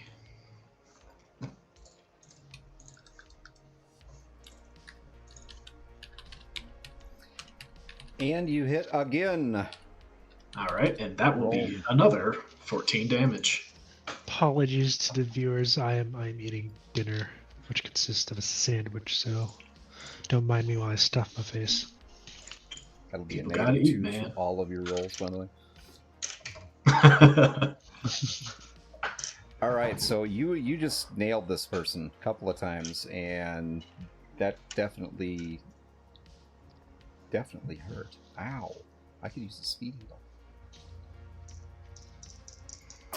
All right, and Amethyst. We kind of skipped over her a little bit. Is she back? I believe she is on her way back. Okay. So, with that, we'll give her a little extra on her turn. We'll go back to the top of the turn order. And back to you, Paul. You're getting it again, man. Monoblade. That's fine. That's fine. She wants to carve you up, man. She really wants that tip. It's By fine. piece. It's okay. She ain't gonna get it, but Why don't you just pay the lady? it's the principle. You don't tip for takeout. I got off my ass when got that food. I ain't tipping. I'm not tipping. That's it. How ungrateful. All right. Roll a Folks these days. Look, it's a principle thing, okay? Okay, what do we got? What'd you get? 16, and I'm assuming I'm gonna have to roll evasion again. Yep. 27. So the first one hits for 12 damage. The second one misses. And again, I mean, he's his armor and he's Paul is saying one step ahead of this lady, and what doesn't when he missteps, his armor is taking a beating. He's actually kind of in the back of his mind as he's dancing with this lady. He's like, well, damn, the fixer's really gonna get on my ass for messing up this gear, but it's doing his job, so who gives a shit? And once more, he's gonna let off a couple rounds at her. Go for it. And again, as considering they're in melee range and they're trading blows, he's like, I'm not giving you your fucking tip. I went and got my goddamn food. And then shoots her. Oh, nice guy. Roll. Let's see what we got here. 27 and 20. 27 and 20. They both hit. Roll damage. Let's see. We got 17 and 16 respectively. I'm going up the stairs and all I hear is Rob yelling, "No goddamn tip!" He's very adamant about it. And my husband's looking upstairs like, what? And I'm like, don't worry about it. Heard it here, folks. Paul does not like the service industry. No, he doesn't. Not when he goes to get his food. You want a tip? Deliver.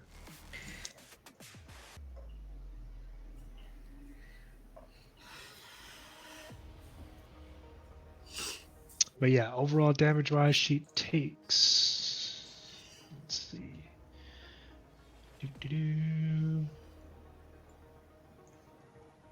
33 damage. 17 from the first one, 16 from the second.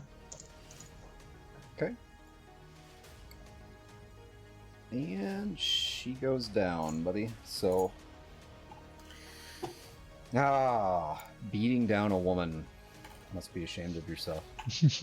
Now do you feel like a man? Cold. I mean, I ain't no feeling about it. He is a man. He's a man who doesn't tip. Yeah, A man who beats The a worst woman? kind. And while he's busy, while he's busy not tipping, he's busy putting 2 rounds in her chest, and she's surprised because again these are through and throughs. They just drive straight through her battered, whatever the hell she was wearing. She kind of slumps forward and then just topples to the ground. The mono katana leaving her lifeless fingers and clattering across the street. And he kind of, at that point, he stops and he stares over at the remaining gonks, and he's like, "You guys want a tip too? Huh?"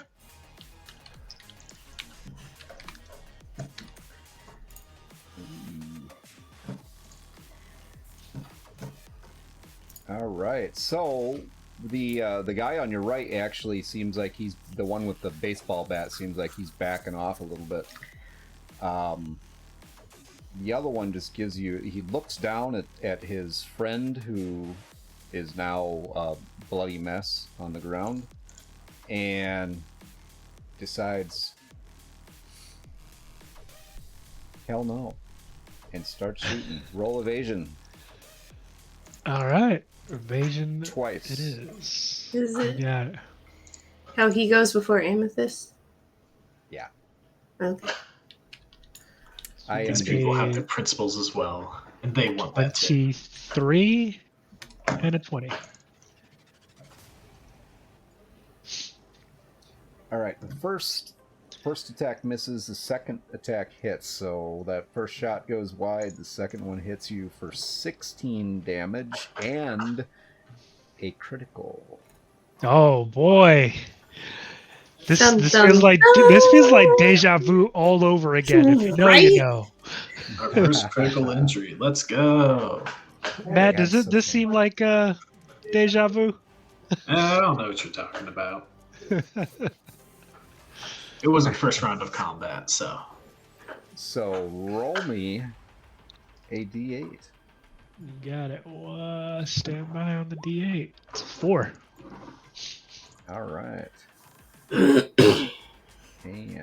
with a 4. Okay, so roll me another d8. Okay. 6.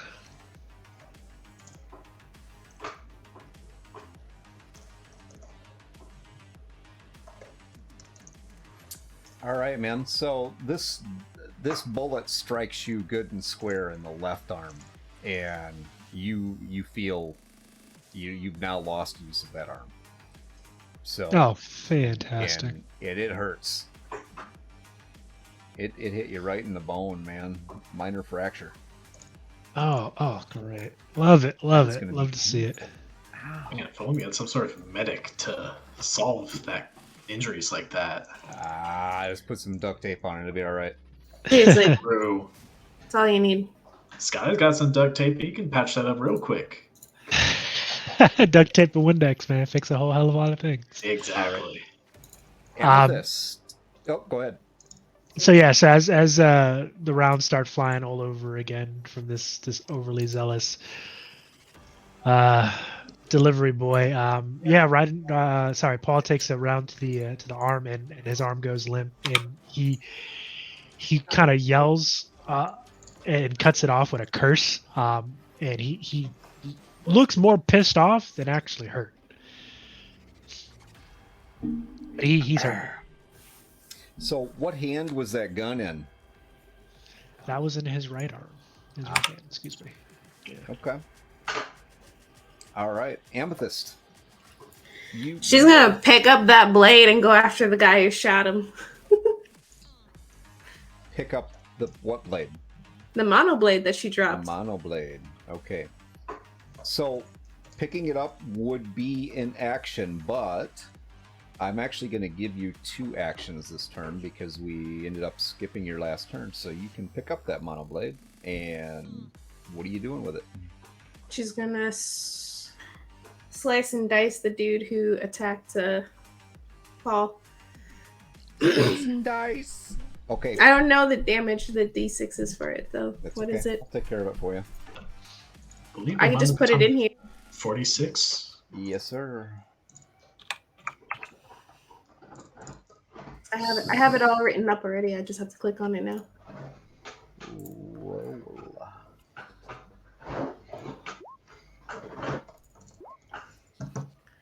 13 and a 14.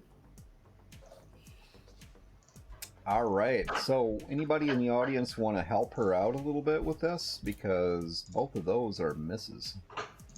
Oof. Rude. Let's see.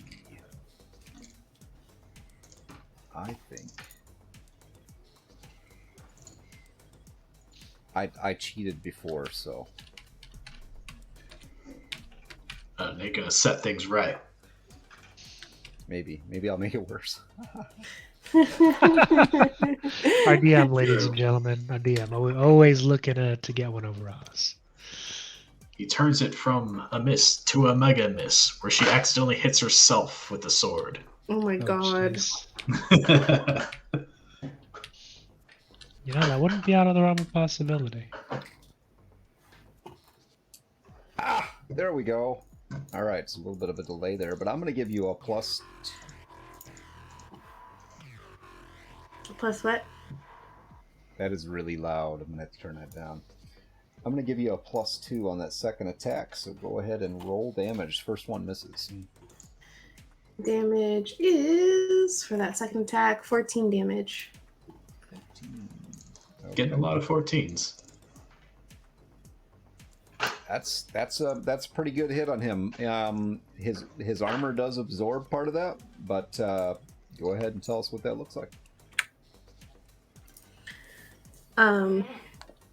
Yeah, she runs over, picks up the blade, and goes to swing, but of course, running and doing that, she's not exactly Rambo, but by the time she gets in her second swing, she's able to have a more stable stance and actually make contact, getting past his armor and causing him some discomfort.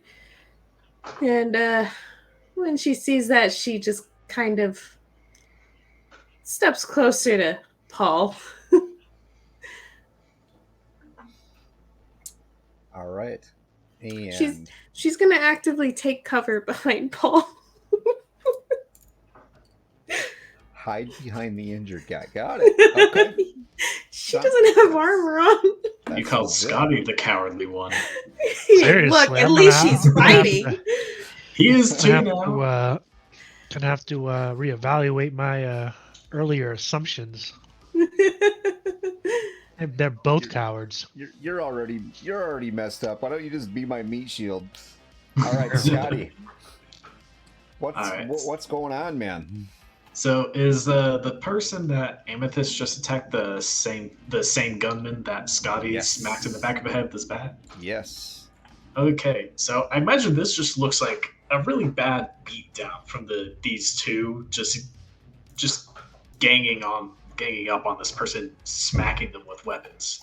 And I see no reason to not continue that. So Scotty's just going to keep on swinging the two swings of his electro bat.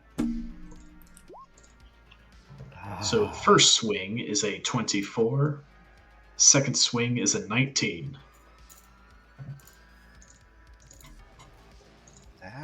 Yay. Wow. Okay, so roll me some damage on that first hit. First hit is 17. All right, man. So odd or even? The age-old question. Greg loves this question, and my answer is always the same. Even Steven. Never fails me. Even it is. And he's actually right. It really doesn't fail. I'm going to have to come up with a really unique way to do this. And it fails him today. It failed. Well, see, we call that a non-canon episode right there. It didn't actually happen. It doesn't count, but we'll go Ladies and gentlemen, this is a filler episode. Yeah, even never fails in canon episodes. But yeah, let's... As a first episode, it absolutely. So here's what the deal is. So since we did that, and our all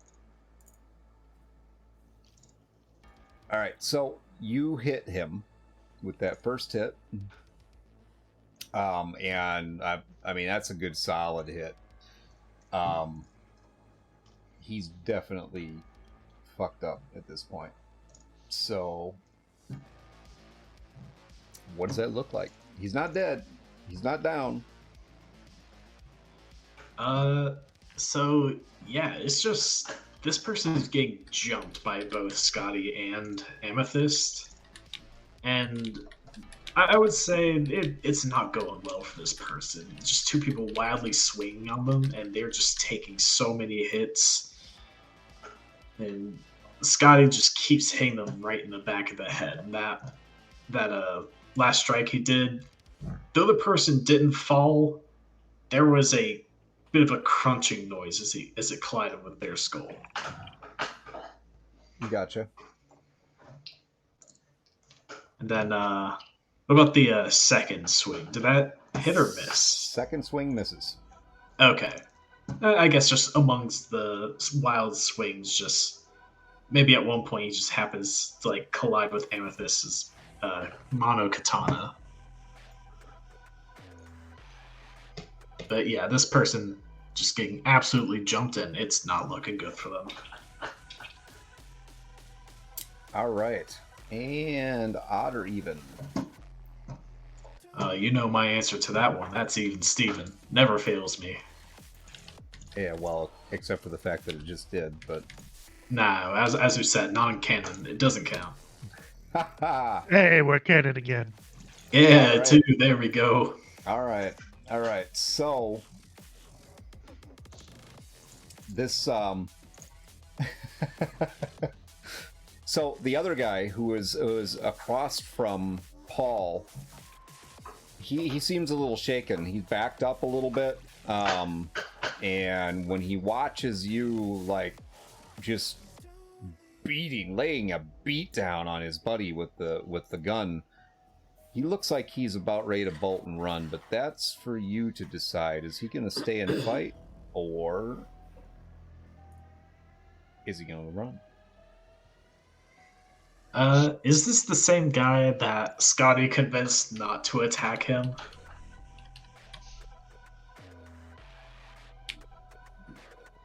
Greg. Yes. Okay, honestly, I feel like that person would be really pissed at Scotty right now. That he fell for Scotty's trick and now he sees Scotty just laying into their friend. I honestly think that they're probably going to attack after seeing that. They're pissed. All right, man. I gave you a chance. Roll evasion twice. All right. Look, gotta play into what makes more sense in RP, man. You just want to get hurt. That's all. That's all right. Do I? Because I got a Two bat too. evasions. This looks like fun, so I had to partake. 2 evasions. That's a 20 and 17. Okay.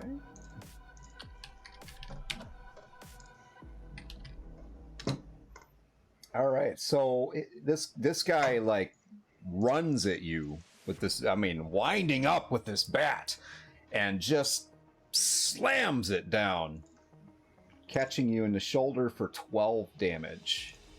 And I guess since we don't have the armor but only our weapons, that's full damage, or do my normal clothes kind of count as some little bit of SP?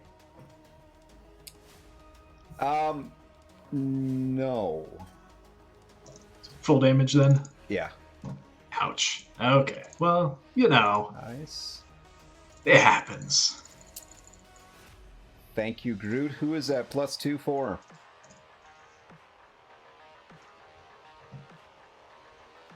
I think that's guard.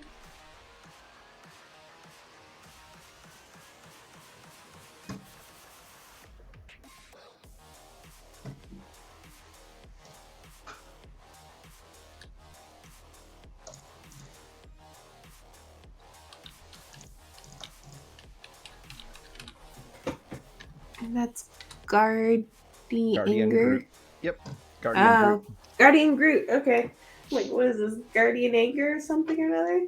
No, that's Guardian Groot. That's Groot. Guardians of the Galaxy.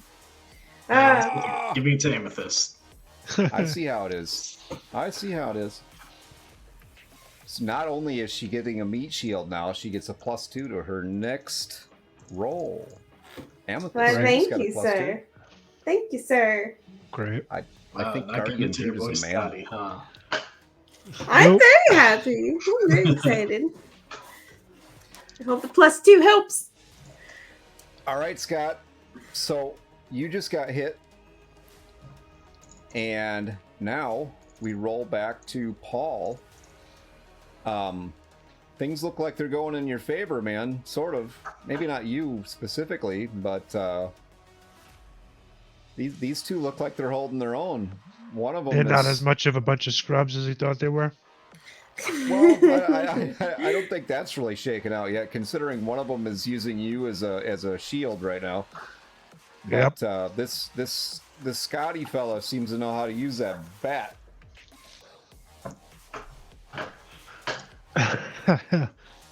All right. So And you are who's up. left? Who's left? The Who's guy still that is breathing? the guy that is beating on Scotty right now, and the dude with the gun who shot you, who is not looking so good. Oh, he's gonna shoot him because he Okay. shot him. You get a -2 to any of your attacks, by the way.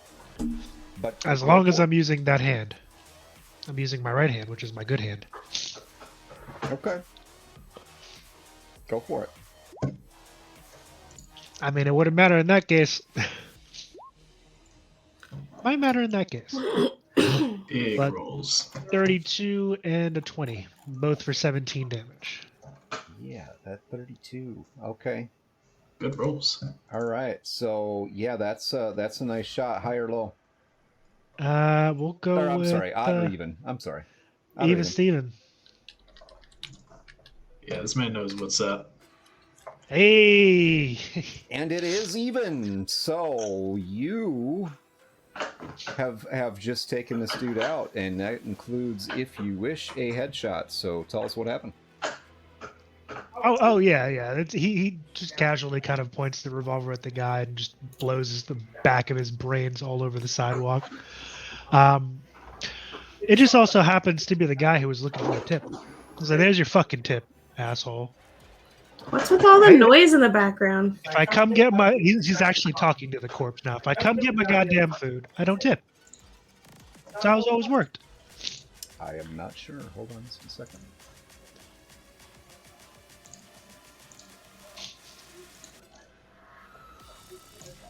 All right, so no tip for him. His tip is don't fuck around with people with big guns, I guess. All right, Amethyst, you are up, and you have your +2. There's only one left at this point, and he is beating on Scotty.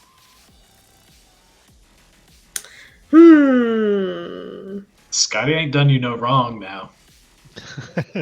Yeah. Scotty ain't done you no right. Exactly. It's helping the fight. That's enough of doing right. Definitely. All right, she'll just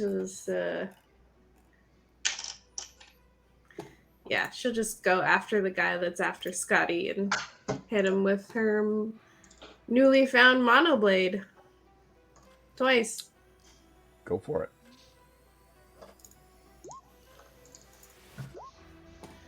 $22 and 15 dice rolls. Counting for the +2 that you got. No, it is not. That'll be a 24 and a 17. Thank you. Does that apply to both? Compliments of Guardian Groot, fantastic. And we'll say it applies to both. So you hit twice. Woo! So that's 19 damage. That is a total of 19 damage, which puts this guy in a bad spot. Odd or even? Oh gosh, what has been working so far? Both. Damn it. We'll go even. Even.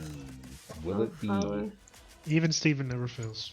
Is It really Even does. Steven. is fate on your side? I hope so. It is. Ah, Even Steven as well. See? Yeah. Woo! Even Steven always works. That was a 6. I will have to give credit also to Guardian Groot. He's the one who helped made this happen. Thank you, sir. she helped. Oh, man. Thank you, ma'am. Sorry, I always assume Groot's a male until I'm told otherwise. Absolutely. Thank you for getting my character killed, Groot. All right, you got it. You did it. And it is all you. Tell us what happened to this poor guy. Well, while she's hiding behind Paul, she sees that the old man makes the other guy suffer his ire, and she's just like, "All right, 2 down, 1 to go." And she looks over at Scotty, holding that mono blade, and she's thinking for a minute. She takes a moment to think, and when she finally concludes that she should probably help him, she runs up and, with 2 swift slashes, uh, she definitely. I don't know. Do I get any specialty shots or anything like headshot or something? Can I decapitate him Well, or chop off an arm? Give me 1 minute. Why you sound so bloodthirsty? Because she is. She really bloodthirsty.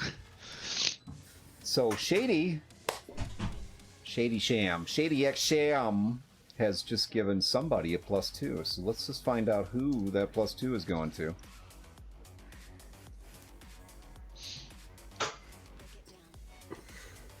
It would be a shame if it went to the enemy, thus canceling out Groot's bonus to Amethyst. Hey, shut up.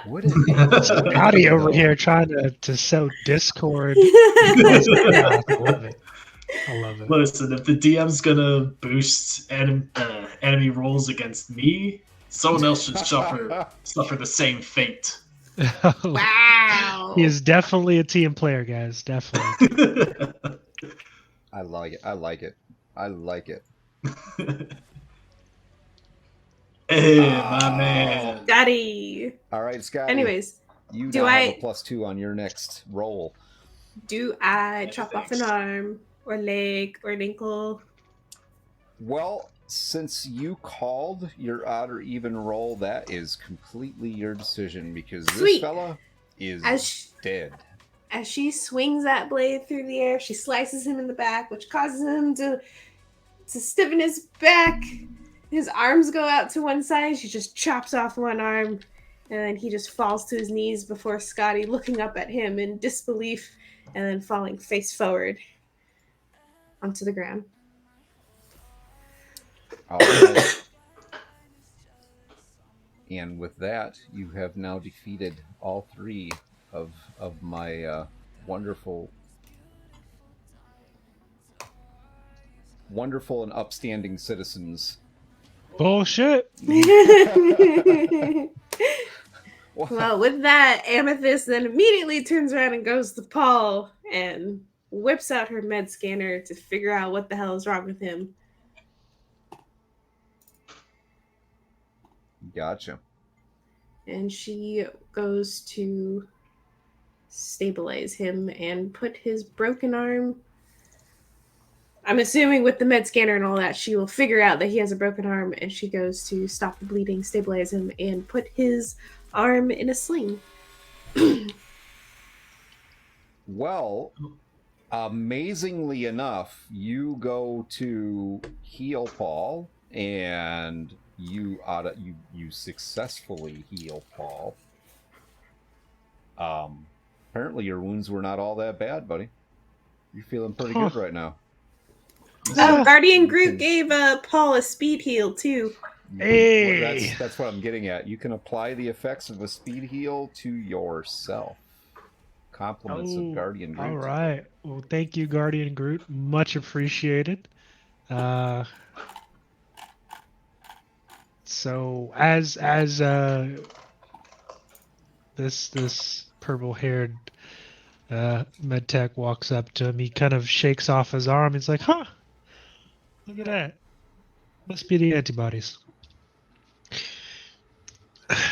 And he kind of looks himself over. He's like, I'm gonna have to get this stitched up, but not bad, you two. He ain't a complete waste of shit. So, all right, let's get back home. And as though nothing happened, and they weren't just accosted on the street, because this is Night City, he holsters his weapon and continues on, stepping over the corpses. Fantastic. So, go ahead, Scott. I was about to say, while Amethyst is treating Paul, you can bet your ass Scotty was just looking over those bodies for any cash. Any cash or valuables he could just loot off him. Not only is he a druggie, but he's a scavenger too. Odd or even? Even Steven.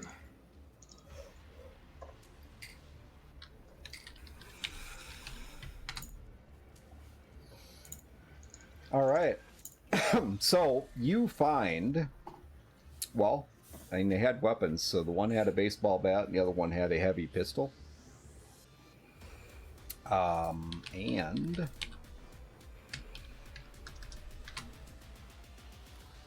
you managed to scavenge 87 eddies. Nice. So yeah, he just finishes looting the bodies and just shoves the stuff in the duffel bag as Paul starts walking away, and he's like, thought Tiger Claws would be worse than that. Those are delivery boys, kid. Trust me, they are worse. Wow. So somebody got a tip, it looks like. All right, so you're headed back to where? Where are you headed? Back home. Home? Yeah. Home, like as in the building that you came from? No, that was not their home. Thank God. So yeah, so Paul takes off walking down the street again, just kind of heading again, assumably to the other two towards home.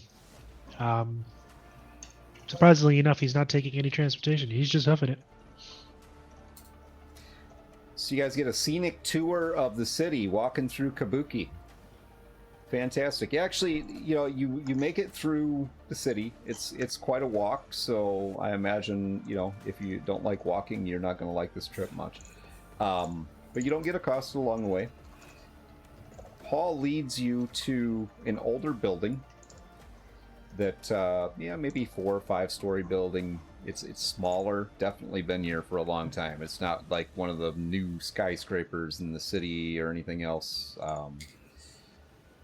Not a bad place, but nothing to really brag about. And oddly enough, he leads you into the parking garage under the building. You're not driving a car, you're on foot. So with that, it is back to you, Paul. So yeah, he heads into the underground garage of this particular building, and inside you see cars like that. They're not the best on the market. Most of them are actually beat up, held together by duct tape and bubble gum. In some cases, literally. In most cases, figuratively. But he leads you to this door in the corner of this parking garage. He opens it up and heads down a kind of a metal flight of stairs, like kind of steep. They go down a bit, from the walk. It feels like you're going down about a story, probably 2 stories underground. And as he gets to the base of it, he flicks on a light. And overhead, fluorescent light bulbs pop alive, and inside you see the best way to describe it is a budget bunker.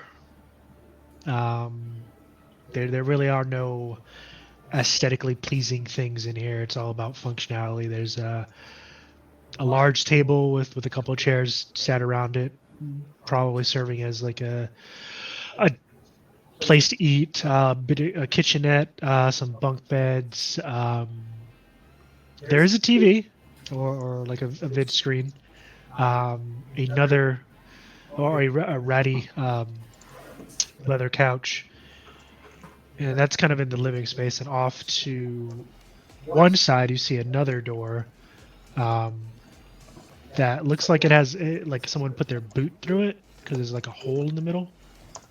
And through that hole, you see like a curtain, like a shower curtain. So assumably it's a bathroom. And you actually see the TV was left on, and Paul's food, as he was talking about earlier, is sitting on a trio of strung together crates, and kind of makeshift coffee table.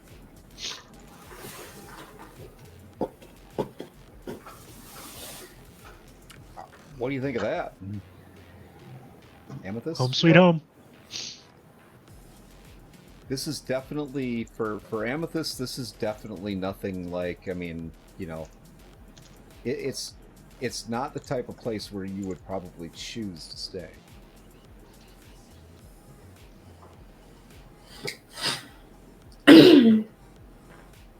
Go to Scotty. Okay. All right, well, I would say Scotty, he's kind of looking around the place, and he actually kind of, despite how shitty it looks, he kind of looks impressed. He's like, huh, underground? Remote area? This is a perfect hideout. We can do whatever we wanted down here. Pump the brakes, kid. We ain't doing whatever we want. We go to work, we come back, maybe watch a little TV, get something to eat, wash your ass. That's it. See, you're taking all the fun out of it, but I hear you. What fun? There is no fun. There's work and making sure we come back alive. That's it. That's all there is. You want fun? You shouldn't have gotten caught. What point is there living at all if you ain't gonna have a little fun? Look, you got the same contract as I did. You do your time, get to walk out, free man. Focus on that. Trust me, you'll live longer than 6 months. Maybe.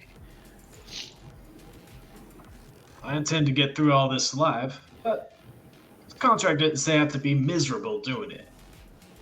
No, I ain't miserable. And with that, he walks over to his to the couch, sits down, kicks his boots up, and grabs the cold bit of lo mein and starts eating. All right. I think we're gonna end this right there for tonight. That will conclude the redemption arc. So episode 1, redemption, really was just about character introduction, giving these guys a chance to meet each other and see how they acted together. We really didn't plan to do any combat tonight, so that was a little off the cuff. And Guardian Groot, it should be down at the bottom of your screen. I noticed that it's not showing up down there, so I may have to fix that. Hopefully for the next stream then I will take care of getting that fixed so that next time you come back, if you join us next week, so we'll be doing this on Friday evening, same time, same place. Episode 2 is going to be the test. So it'll be picking up from where we are here, maybe a little bit of time lapse in there, but giving us a chance to kind of see what these guys, how they function together as a unit at that point. Thank you very much for joining us this evening, and hopefully we see all of you back next Friday. Also, all right, guys. Real quick before we take off, also I would like to encourage everybody here, if you have not already, to go over and check out the Insomnia Night. I will be playing a character over there starting next week in one of their games, so I'd really appreciate having you come over and check it out. Anybody got anything final to say? I do have a question real quick for Shaddix's sake, because they redeemed some points to give Scotty a boost, which obviously we're ending the stream right now. So is that something that will, like, say, carry over to Scotty's first roll the next session? Well, tell you what, we'll leave that up to Shaddix and see what he has to say. Does he want you to carry those points over, or is he going to take them back? Because if he takes them back, I'll give him the points back. Okay, that's fair. I just want to make sure the points aren't going to waste. Awesome, and thank you very much, Aramania Delse. Did I say that right? I think it's just Delsa. Delsa. Aramania Delsa. Yep. Thanks you guys for tuning in. Again, hopefully you guys had a good time. If you haven't already, give us a follow before we close. Yes. Don't forget to hit that follow button. Again, as our DM mentioned, we will be here same time next week to continue this journey with this band of misfits. But with that said, you guys have a good night. All right. Thank you very much, everybody, and we'll see you next Friday. See ya.